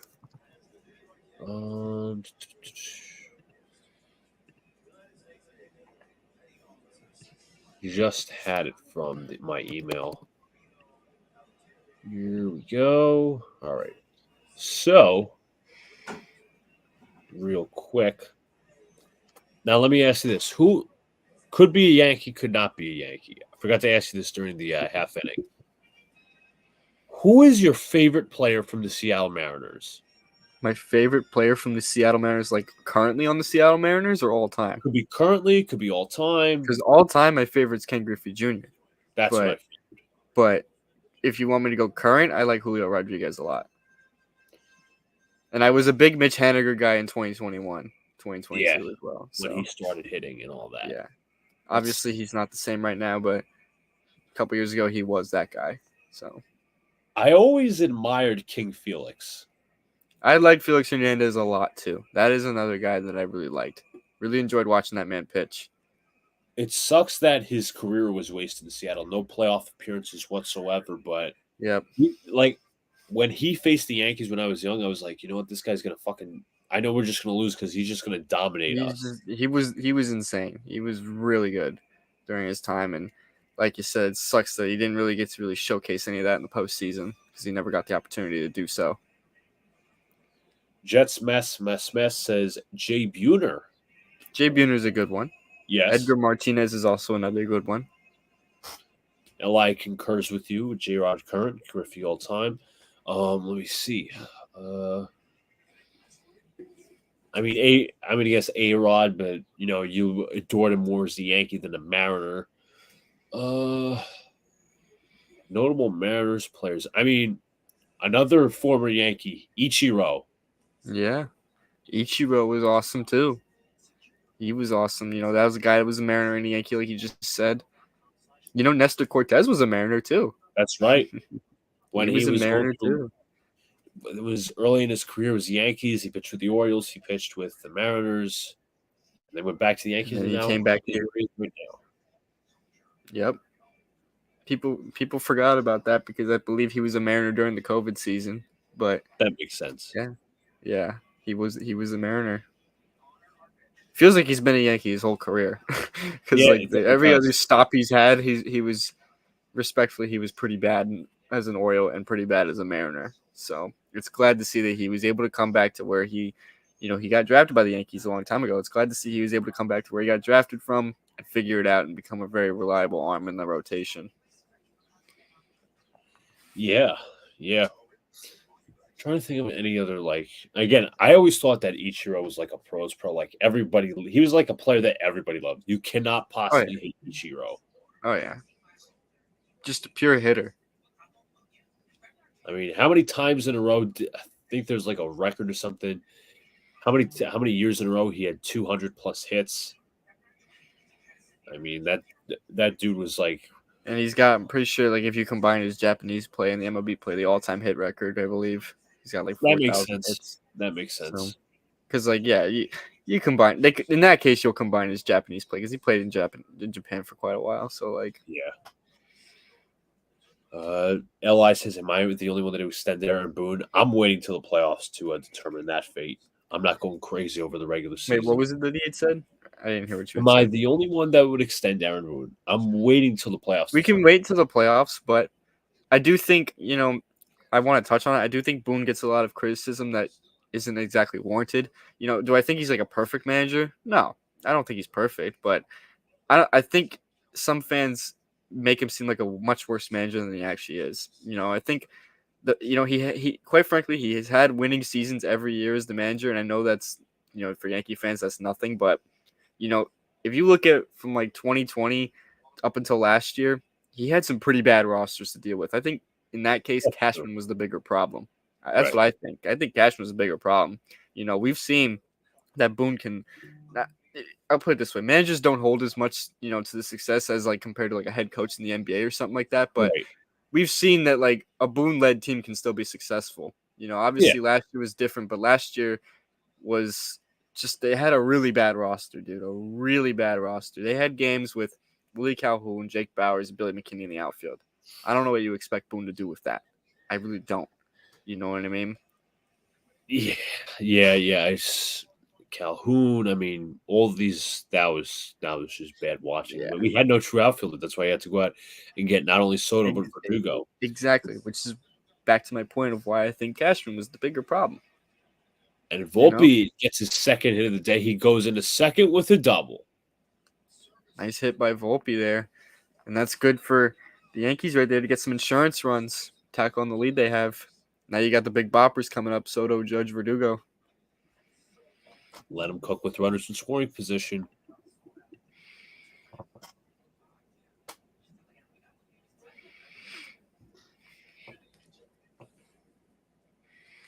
But yeah, like I was saying about Boone, like I think he deserves a little bit more respect. I do, and I understand he's not perfect, but I think some fans attack him for decisions that aren't necessarily the wrong decision. They just don't work.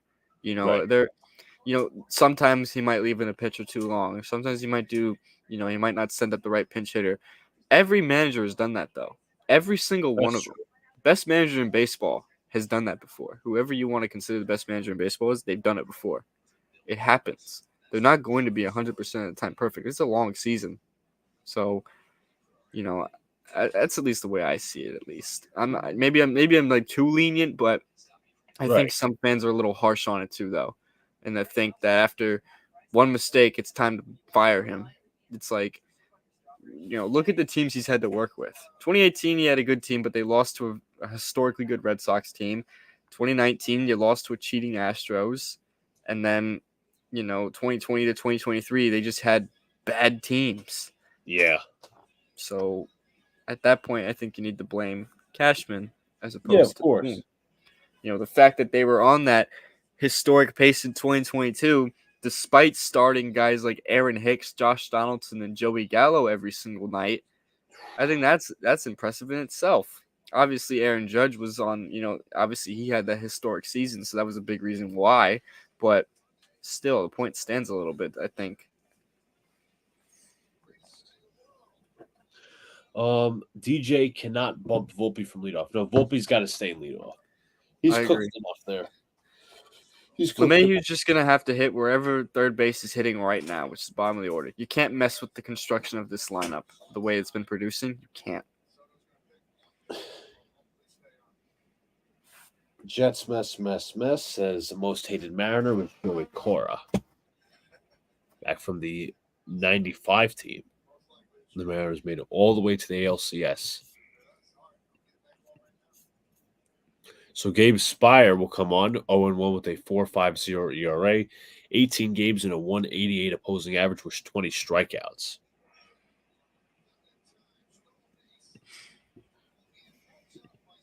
Soto up at the plate. He walked in the fifth inning.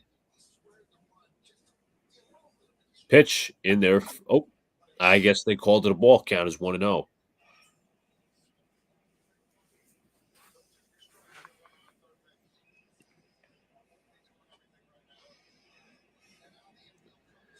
Count is 1-0. From the stretch is Spire. The pitch, runner goes. Pitch is a strike, throw down a third. Volpe steals third with ease. 10th stolen base on the year for Volpe.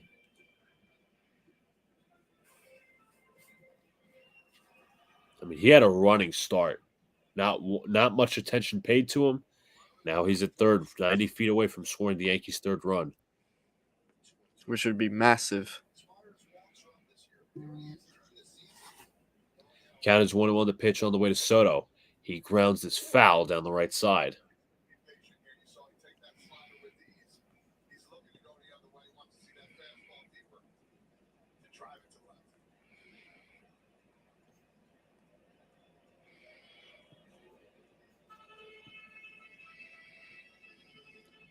Count is 1-2.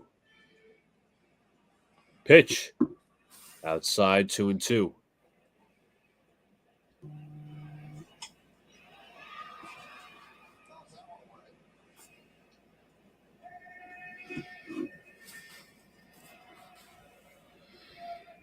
Count is 2-2. Spire from the stretch.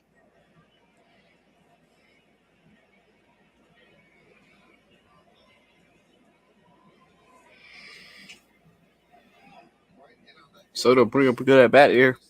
Oh, yeah, working the count. Pitch is fouled off.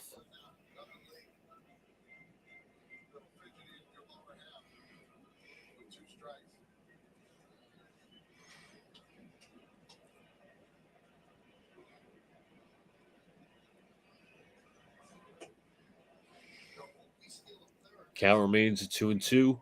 Spire the pitch. This one's chopped foul once again. Soto sticking around.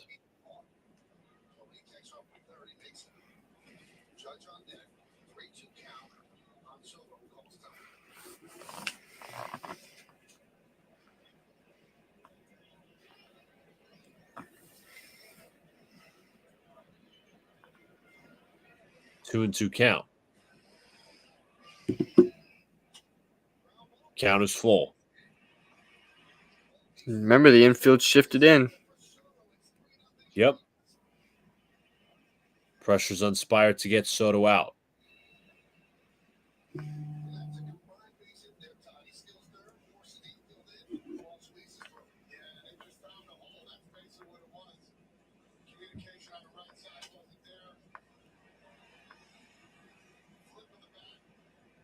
Count is 3-2. Pitch to Soto. Grounded right side, base hit. Volpe scores. Yankees up 3-0. Just a great at bat. Working the count, made the pitcher work, and he got a hit right there. Put it right through that hole. Such a luxury to have a guy that just knows how to hit the baseball in the order, man.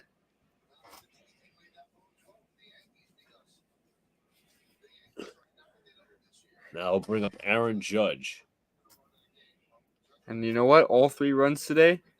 Judge home run, Stanton home run, Soto single. The big power 3 have driven in all the runs. All the main guys. And 10 hits today on the Yankees as well. They're hitting the ball very well.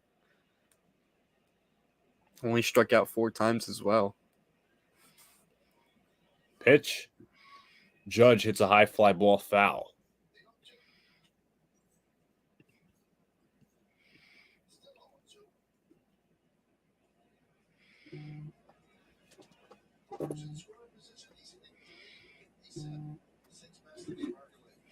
Oh, and 2 count. Soto leads off first.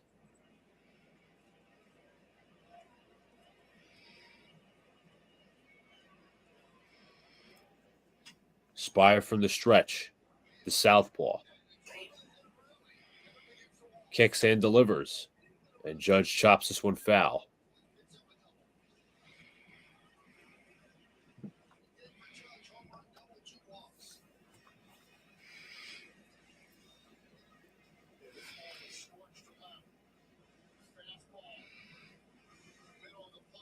Count is 0-2.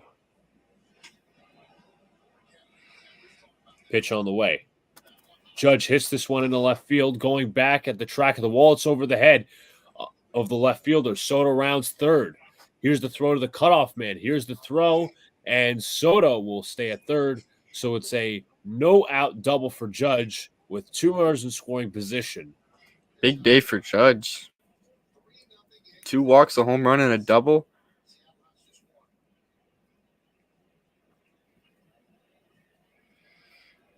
To 8 total bases on the day for Judge, I believe, if I've done my math right there. I'm trying to think. Let's see.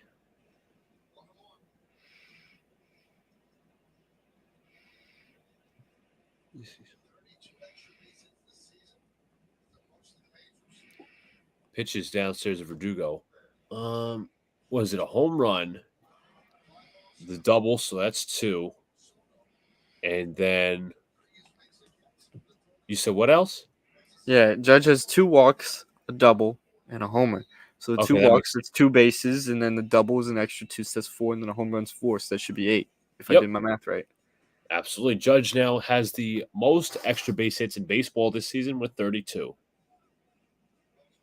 Jeez.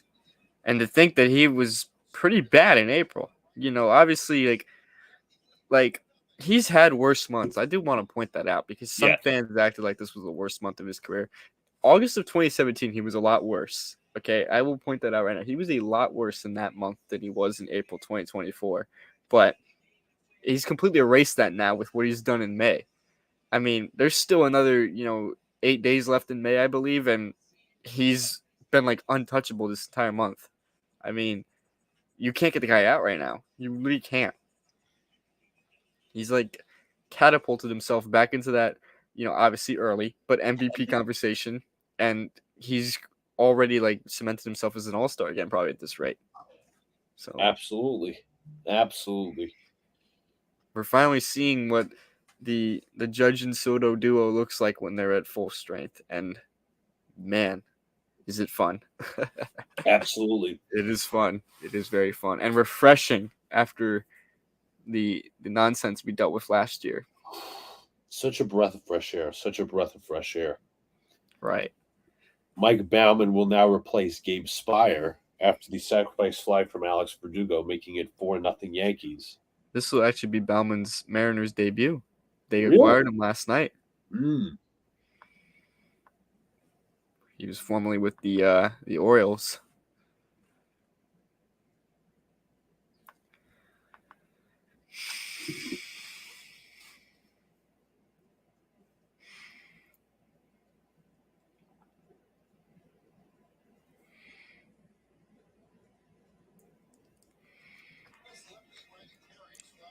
I can't believe people are having the conversation about OG Ananobi, and you saw the rumors, right?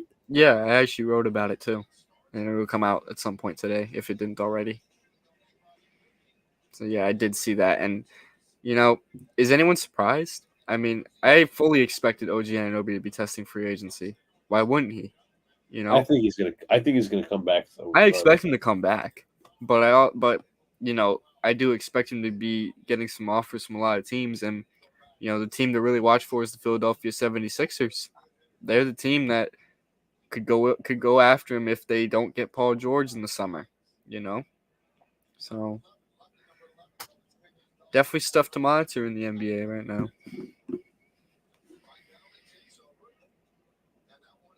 Let's see. I mean, the Sixers obviously still want Paul George, so that's not going to change. Oh yeah, no, that's their big target. But if they don't get Paul George, like if Paul George either goes somewhere else or you know stays with the Clippers, then they could pivot to OG Anunoby. That's what I wrote about because that's what Ian Begley said earlier today. He mentioned that, so we'll see what happens. This one's bounced in the dirt by Bauman, as Judge will reach third quickly.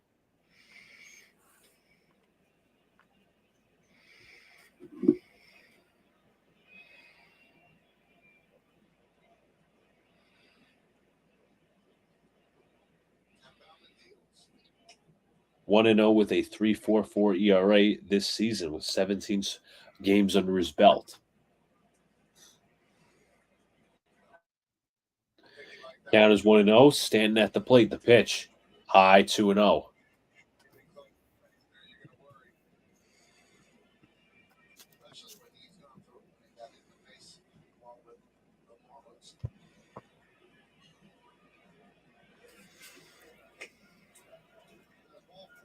Pitch is high. Count is 3 and 0. Stanton looking right back at it. Bauman. Did they have the infield drawn in on Stanton? And nearly hit Could you Stanton right up imagine? on the arm. Could you imagine being a third baseman and Stanton's at the plate and your manager says, "All right, infield in"? That would be ridiculous. Count is 3 and 0 from Bauman. The pitch. And he walked him on 4.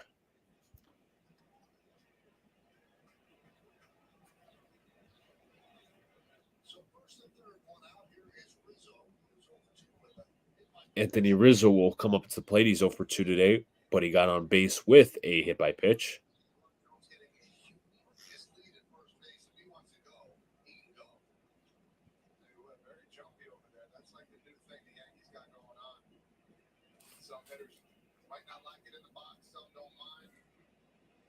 So Stanton comes out. Jahmai Jones comes in as a pinch runner.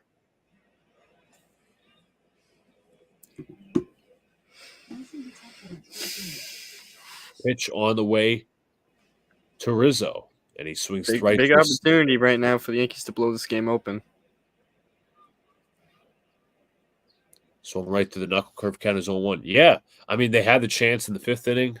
Struck out with runners and bases loaded, should I say?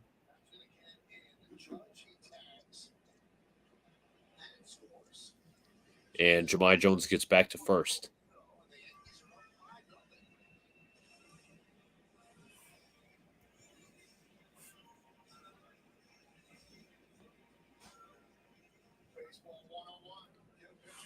Count is 0-1. The pitch on the way. Runner goes, stops. Rizzo hits a high fly ball in a deep center field. Rodriguez is on the track. He will make the catch. Judge will come from third to score, and the Yankees are up 5-0.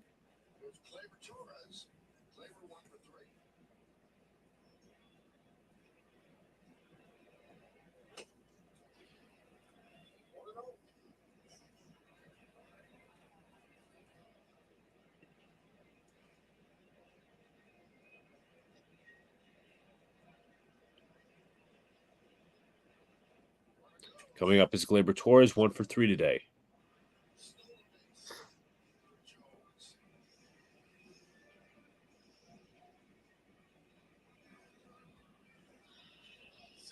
First pitch is high.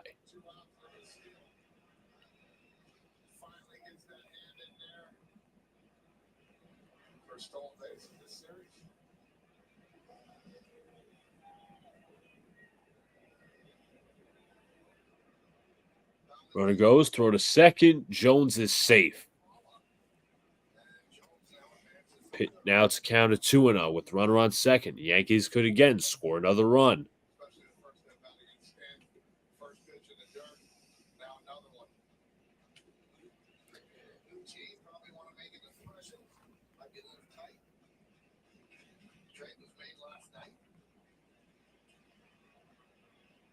Count is 2-0. Bauman from the stretch. The pitch. Bounce to the dirt. 3-0. That ball gets away. And Jones will take third.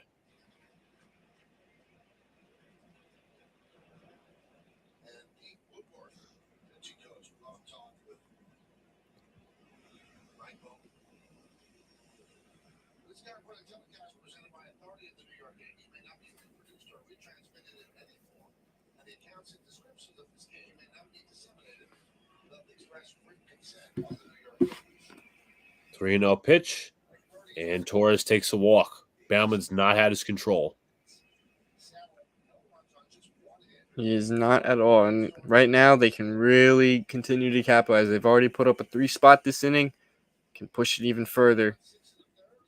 And you could save yourself another day without having to go to Clay Holmes. What's up to Eric? He's a fellow Mariners fan. What's up, Eric? Hope all is well. So Nick Birdie's still warming up in the bullpen. Pretty likely he'll come out in the 8th inning, especially with the lead being pushed to as far as it is. No reason to extend Victor Gonzalez to another inning and probably not have him for tomorrow night.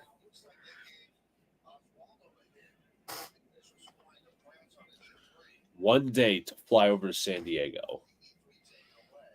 Yep.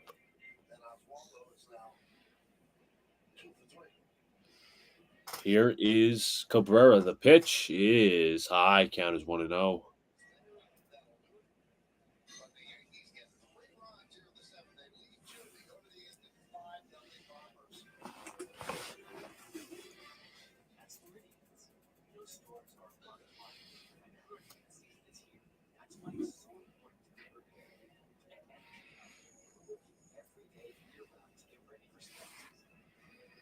One on count, 2 outs. 2 men on the pitch.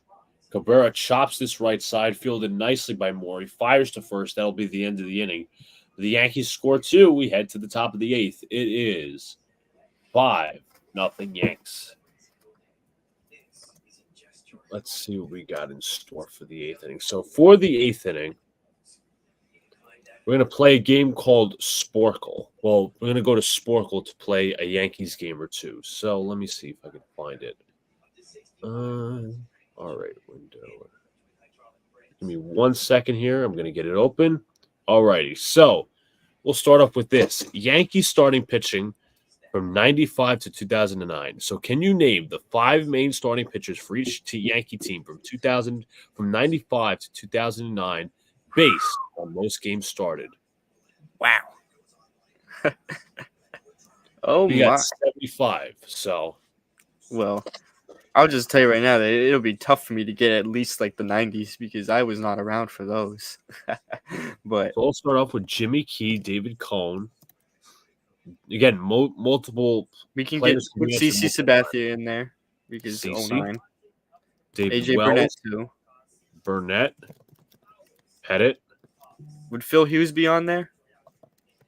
Yes, for Yes, he would. 2007. Let's see who else. Chamberlain.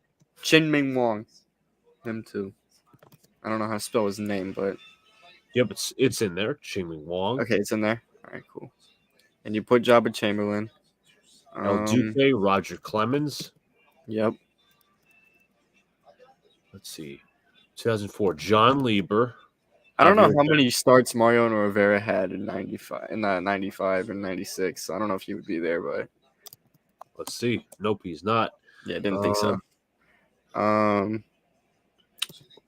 Who else? Jack McDowell. Let's see. Who else? Who made the most starts for them in 02? There's Carlos Pavano. Carl Pavano. Randy Johnson. Yeah, Randy Johnson, big unit. Mike Messina. Yeah, So we'll stop right there. We'll pause that, and then we'll get back to the action real quick. We got through a lot of them. Yeah, we got 55, 75 this far, and then we also got another one coming up. And I think the next one is opening day starting designated hitters. Opening day designated hitters? Wow. Yes. That's an interesting one because I bet you there's going to be some random outlier player that I would have never guessed be a DH on opening day. Swung on a miss there by Urias. Count is 1-1.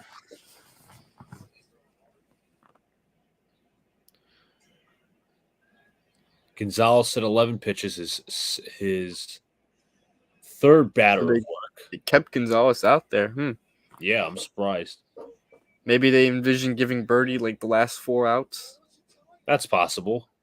Pitches inside 2-1. Maybe even this will be Gonzalez's last hitter. It could be. Eduardo Bizzardo up in the pen, one of the more high leverage relievers for the Mariners. The pitch is swung on a hit in the air to left field. Going back is foul. Count remains at 2-2. There's some good pitching matchups in the Yankees-Padres series. They're showing it on the broadcast right now. It'll be Rodon and Darvish first game, and then I think the second game it said it was going to be Stroman and here, let me just look on the app because I literally forgot. Short-term memory. I think I'll see the graphic right here. This one's a call. Strike 3 to Urias. Backwards K1 gone. Yeah, so Stroman versus Cease and Clark Stroman versus Cease and then Schmidt versus Musgrove. Those are some good pitching matchups. Those are some premier pitching matchups that are on display.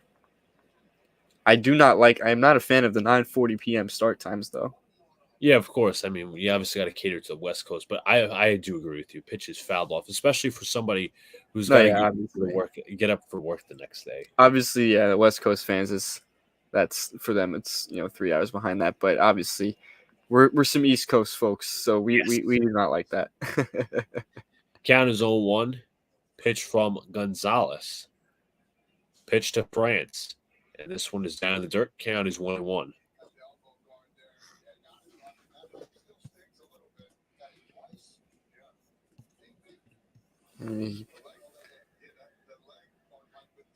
Wonder how long they'll roll with Gonzalez. Can't be that long. The pitch is inside, and it looks like it France right on the elbow or the arm. So he'll go to first. That should be it for him. I would be very surprised if he's not taken out. And it looks like on my broadcast, yeah, he is being taken out. Birdie's coming in. Alrighty, so looks like we're gonna have to shift back to the Sporkle, get the rest of these designated hitters. But the bad part about the other Sporkle game, the Yankee one with the designated hitters, you have to go back to 73 for those. That's the unfortunate part. But back to starting pitching. About 5:36 remaining. 5:36 remaining in the clock. Let's see if we can figure out the rest. We got Kevin Brown. Tina Brown.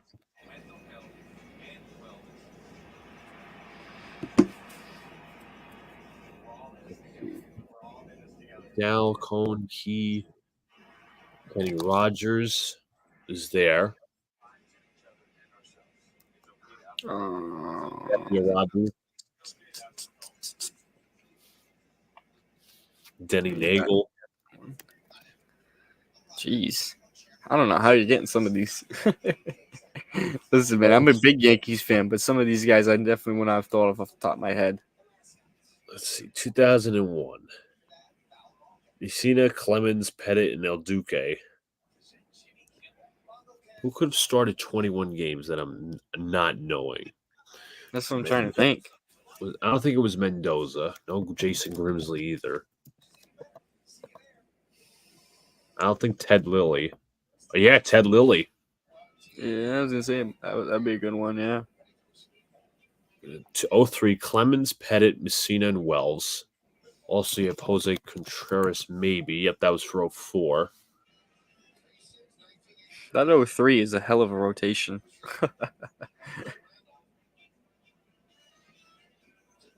and same thing with 02. That's an insane rotation.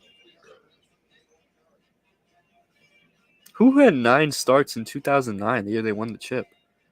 Who had 9 starts? You mean tell me only 4 guys in that rotation did 10 or more starts? Unless there's just somebody I'm not thinking about. I mean, we mentioned Phil Hughes. He's not on the list. He's on the 07 list, but not 08 or 09. Yeah. There's got to be something we're missing. Anyways, back to action as Nick Birdie will be dealing to Sebi Zavala. Pitches high, count is 1-0. Sergio Mitre. Okay, then that's probable.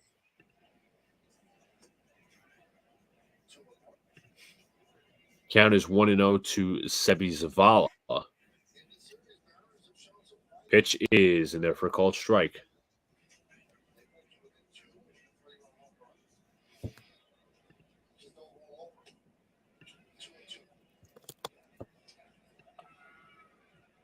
Run off for first, 1 out, 1-1 count. Pitch outside 2-1. You definitely hope that Birdie can give you the rest of this game, and you don't have to go to any of your high leverage guys with a 5-run lead.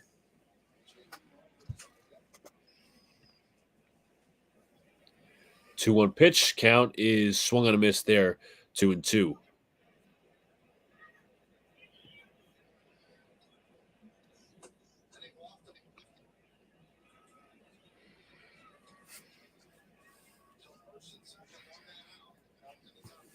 Pitch. Count is full. 3-2.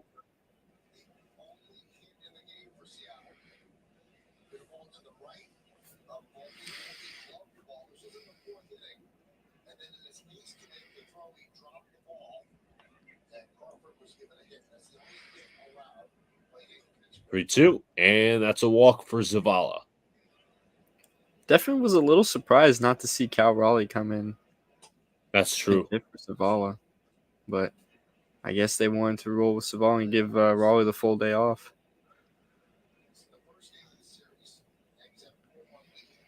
Clay Holmes is warming up. Looks like they're gonna go to him no matter what.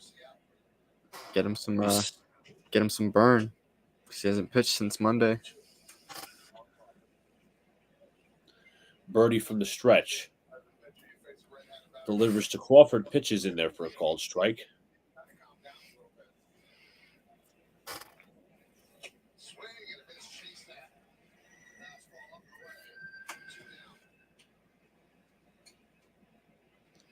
Count is 0-1, 2 men on. The pitch.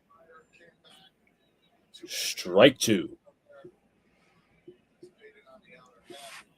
Birdie's stuff looks pretty good so far. Count is 0-2. Pitch on the way. And Crawford strikes out. 2 gone.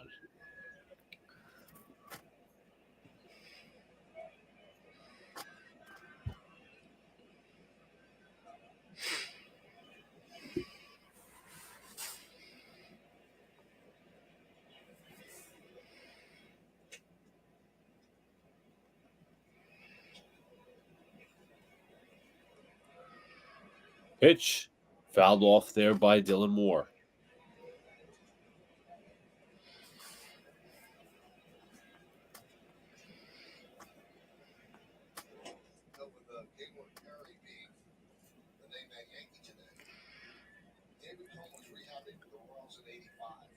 A 1 pitch. Count is 1-1. Pitch is high.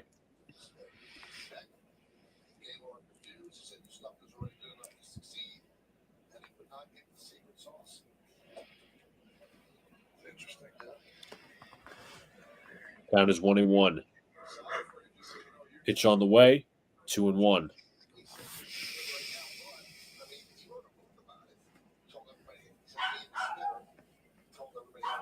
Making birdie work somewhat.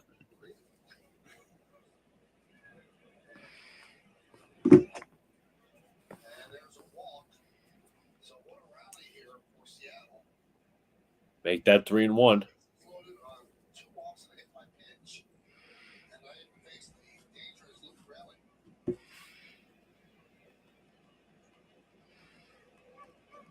France is at third. Zavala at second.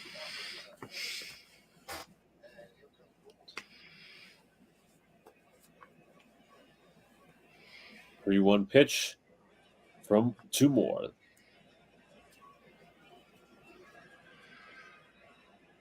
And make that a walk. Now the bases are loaded. And Clay Holmes is coming in.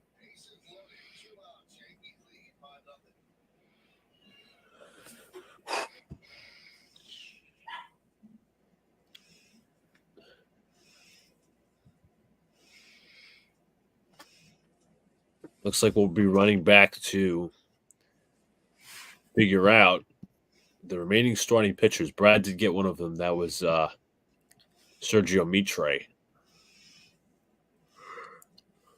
So we have 2:59 remaining on the clock to figure out the remaining 10.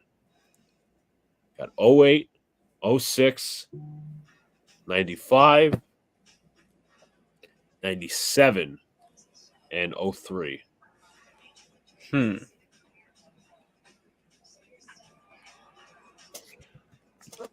Let me see.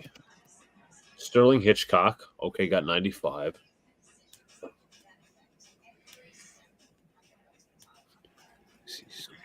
This is tough. This is where it's tough for me because like Right. you get into more of the more obscure guys.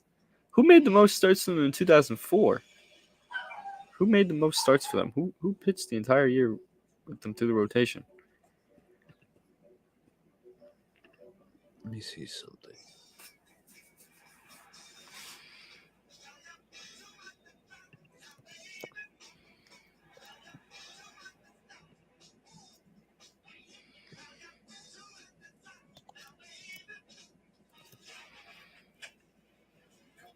Like, I can't think of the 04 one at all.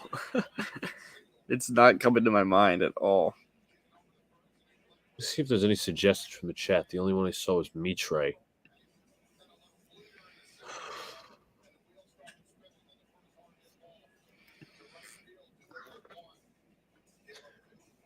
Trying to think. There was Lieber, it was Messina, it was Kevin Brown.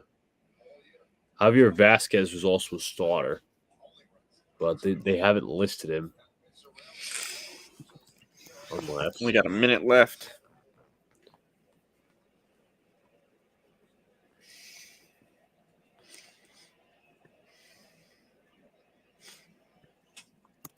okay, we got Doc Gooden for 96 and 97.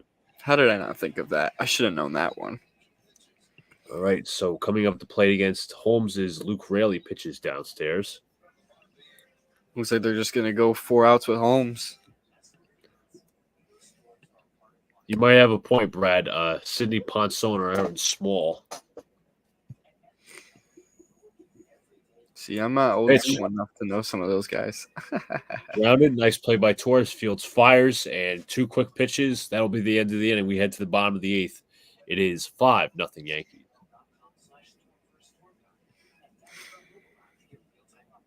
There's also Jarrett Wright for possibly 05. All right. So, right. Jarrett Wright, 2006. Ponson, 2008. Also, Aaron Small.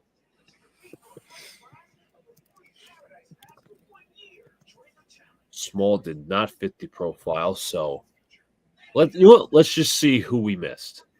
I'll unpause. Okay. Javier Vasquez, Vasquez and Jeff Weaver. Jeff Weaver, Luke Weaver's father, and I misspelled Vasquez. I used an S instead of a Z, so that's my fault.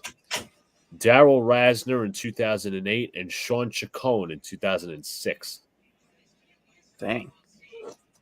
So we got the average on that score is 72%. We got 95%. I'll take it. And we also, now they're heading to the bottom of the 8th. Here's a little tidbit, too. Luis Gil currently now leads all pitchers in Major League Baseball in batting average against. Opponents are hitting 143 against him. That's the best in baseball. Keep rolling, Luis. Yankees opening day starting designated hitters. I don't expect to get all of them because you're spending them. Well, we obviously know like Giancarlo Stanton. Yes. And Hideki Matsui is probably another one. Matsui. That's on the board twice. Stanton. Let me see. Rondell White. No. Justice. Did Chili Davis ever start a year with the Yankees? Yes. 98, 99. Okay, he did. I'm old school, like I said. I'm not old school, excuse me. So I need to be sure before I commit to those answers. Who else?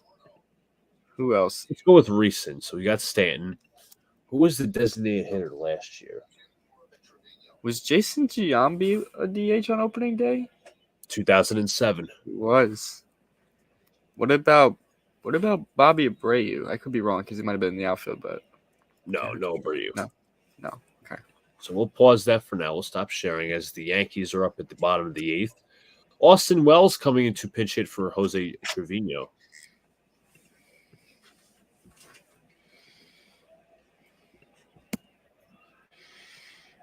Pitch to Wells. Did he go around? He did not. Count as 1-0.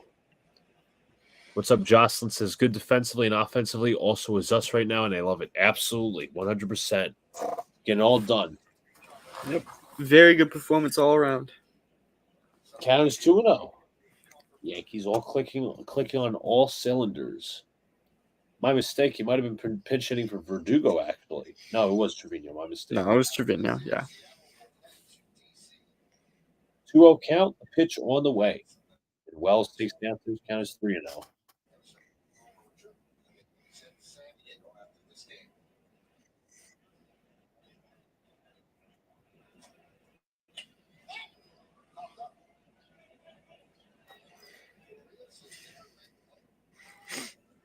And that is somehow called a strike. Count is 3-1.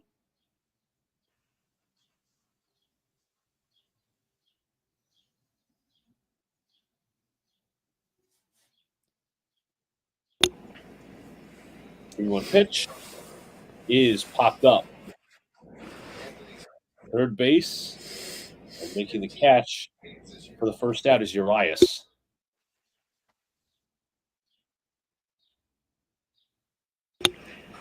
This is the point in the game now where you kind of just want them to lock it down, finish this off, get on that flight to San Diego.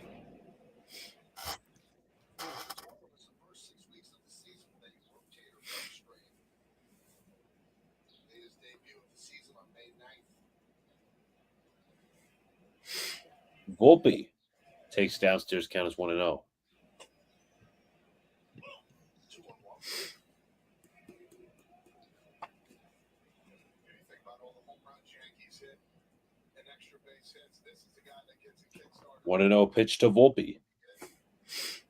2-0. Go over the top of him, but he's doing it well.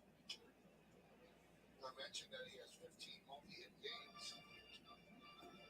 And we're not even a third of the way through the season yet. And he had 23 multi-hit games all last year. Volpe takes a cold strike.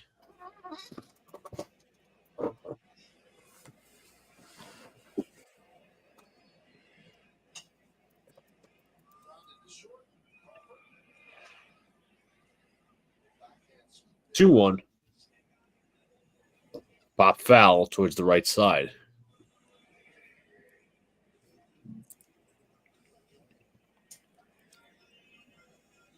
Two hits on the day for Volpe, looking for hit number 3. That'd be nice if he could do that. There's Juan Soto.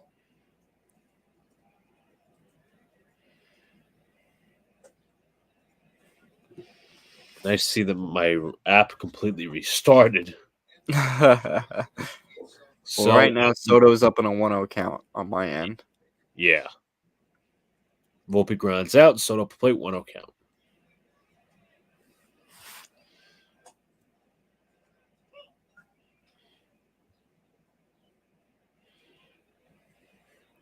Soto shaking his head. He's all 2 of them now.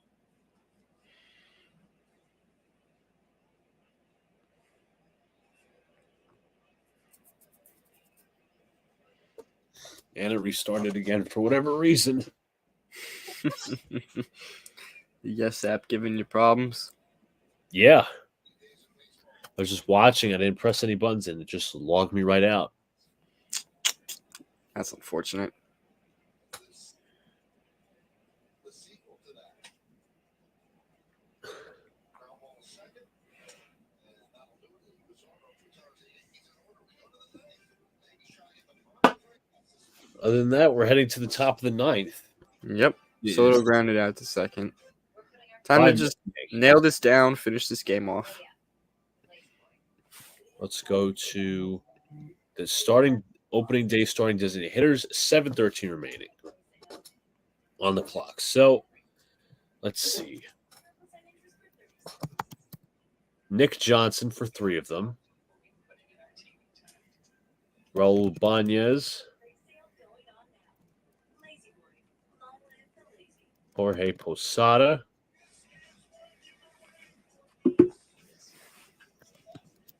Ben Francisco. It's a good one. That 2013. Who started opening day DH in 2014? I'm trying to think. It That was was the that- year we had Brian Roberts. Those are one of those weird years. Was it Chris Young? Young, we didn't acquire until after like the deadline. You're right. Who started at DH in 2014? Ben Francisco, though, is a crazy pull. I cannot believe we started him at DH that year. All those injuries that year.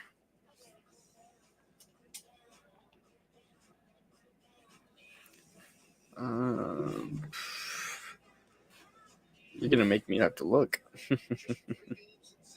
Let's see. I'm trying to think of 05 because of MVP Baseball 2005. Yeah, right. Let's see if this Let's works. see. 2014. Ruben Sierra. 2014 was Alfonso Soriano. Okay. That makes sense. And A-Rod is actually a couple of these. 2015 and 2016. Why did I not think of A-Rod? Because at that point, he was no longer a third baseman. Yep. So we'll get back to it in the top of the 9th. The Yankees have still one-hit the Mariners this far. Clay Holmes will hopefully just retire them 1, 2, 3. Yep. Make some light work of this. get on that plane with a nice cruised win. Strike call to Mitch Garver. Count is 0-1. And there's a clean base hit to center field. Second hit for Seattle. 0-1. Pitch. Garver swings and misses to the single. Count is 0-2. Up to the plate. Clean hit, as you said. Once you get ahead, maybe try that slider just to get him thinking. Pitch. And that is a base hit for Garver. That's like their first clean hit of the night, or the day, I should say. Pitch hitting for Trevino. Balls a strike.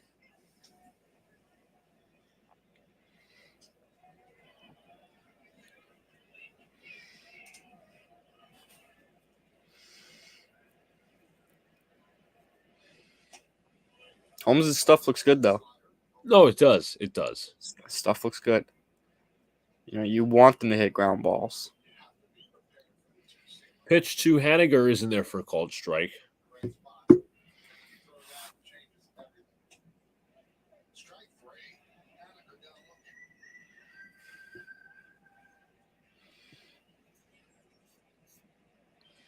Swung and a miss by Haniger 0-2. Got a friendly call right there. Very friendly. Clay Holmes will take that. 0-2 pitch from Holmes. Going on. Rodriguez is open. And he strikes out Haniger looking. That pitch looked high, but Holmes gets the Yeah. benefit of the call. That pitch was 1,000% high. That was a very friendly call by the umpire. Umpire just wants to go home.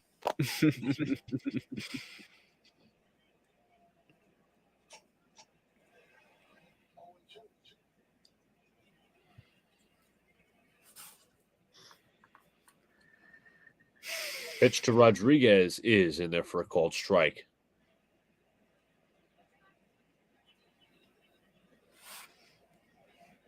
Holmes' stuff looks great right now. He's just getting through these guys quick. He's throwing strikes. That's the key. He's throwing strikes. 2 strikes on Rodriguez. Up and away. 1-2. For the Yankees. 0-2 time is called by Rodriguez. Teams with Seattle.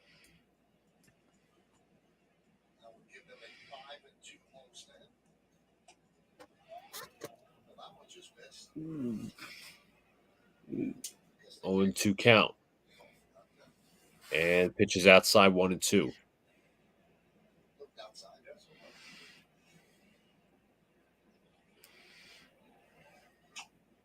Swing and tipped into the glove of Wells, and the Yankees are on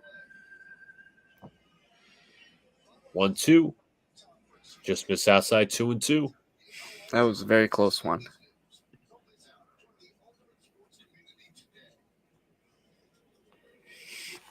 It was probably off the plate, but probably also a little bit of a gimme call after the high strikeout on Haniger.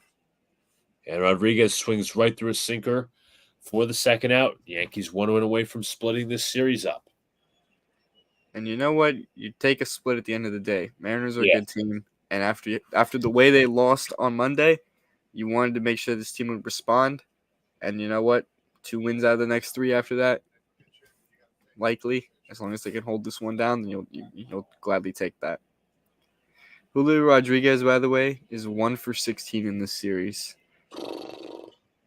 And if I'm not mistaken, the one hit was the little chopper that started that 9th inning rally on Monday. Yeah, very true about that. Pitches a strike to Polanco. Jorge Polanco.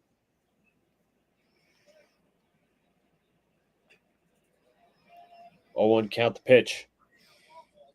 Ball outside, 1-1.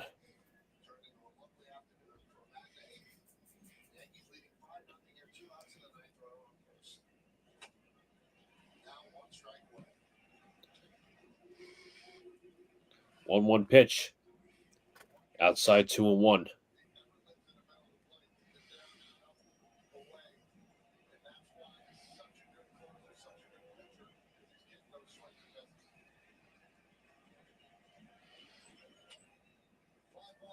Two-one count. The pitch to Polanco, and he swings right through a sinker for the second strike. 2-2 count. 2 outs. Runner on first. 5-0 Yankees. Holmes 1 strike away from getting this, should I say, the hold or the save, giving the Yankees a victory. Count is It'd be the 2-2. hold. Pitch lined in the left. Verdugo lets that drop. It's a base hit down the left field line. Garver will stay at second. It's 2 men on with 2 men out. No big deal. Just get to the next guy. You got a 5-run lead to work with. You got plenty of leeway.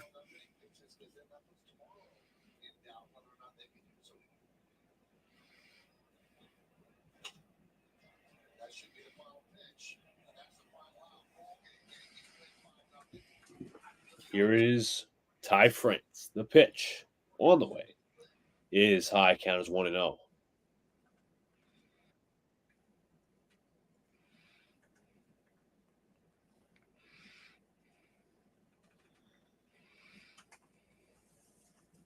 The pitch rounded to short, played there by Volpe, gets the force at second, and the Yankees win 5-0 with Clay Holmes locking it down in the ninth.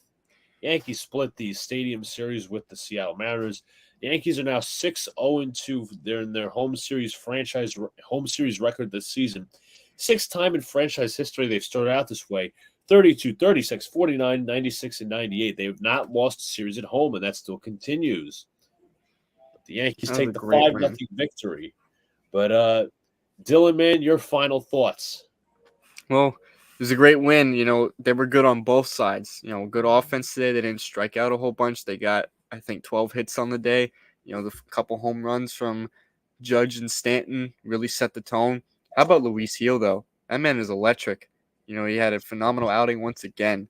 You know, 6 1/3 innings, no runs, only 1 hit, 7 strikeouts, I believe. Just phenomenal. Or 8 strikeouts, actually, not even 7. Just phenomenal. I couldn't be more impressed with him so far. He's been one of the biggest stories in all of baseball at the moment, to be honest. And this Yankees team is good. This Yankees team is very good. 18 games over 500. You know, they responded after losing that awful game on Monday with the series split. Obviously, you wish they would have still took the series, but, you know, a series split is better than a series L. So Absolutely. you live with it and you move on to San Diego. You got big West Coast trip coming up. You got some favorable matchups ahead of you. You can really capitalize and gain some even more ground on the AL East lead. You know, the Orioles just got swept by the Cardinals, so now I believe the Yankees are like 3.5 games up on them, if I'm not mistaken, after this. This is a pretty sizable lead. Obviously, it's still early in the season, so we're not looking too deeply into the division, but it's still nice to see that they're at the top at the moment. So, fantastic game. Can't complain about this one. They were good everywhere, really all around. So, yeah. Absolutely. Great game all around. Luis Gil pitching well, continues to pitch well in his season coming back from Tommy John surgery. Absolutely making a case that he should be in the rotation. Bullpen mostly locking it down. Aaron Judge with a home run. Giancarlo Stanton with a home run. Juan Soto getting an RBI single in the bottom innings. But, the Yankees, balancing out their lineup. Volpe had 2 hits today. So the key contributors played well. And, you didn't just enough for the victory. Even some insurance runs with the 6 runs. I should say, with the 5 runs, should I say? But thank you, JETS Mets says, great job today, boys. Appreciate it. But from Dylan Backer to technically my right and Luca here, we appreciate you all. Enjoy your rest of your afternoon and your night. And we see you all later. Let's go Yankees. Peace, y'all.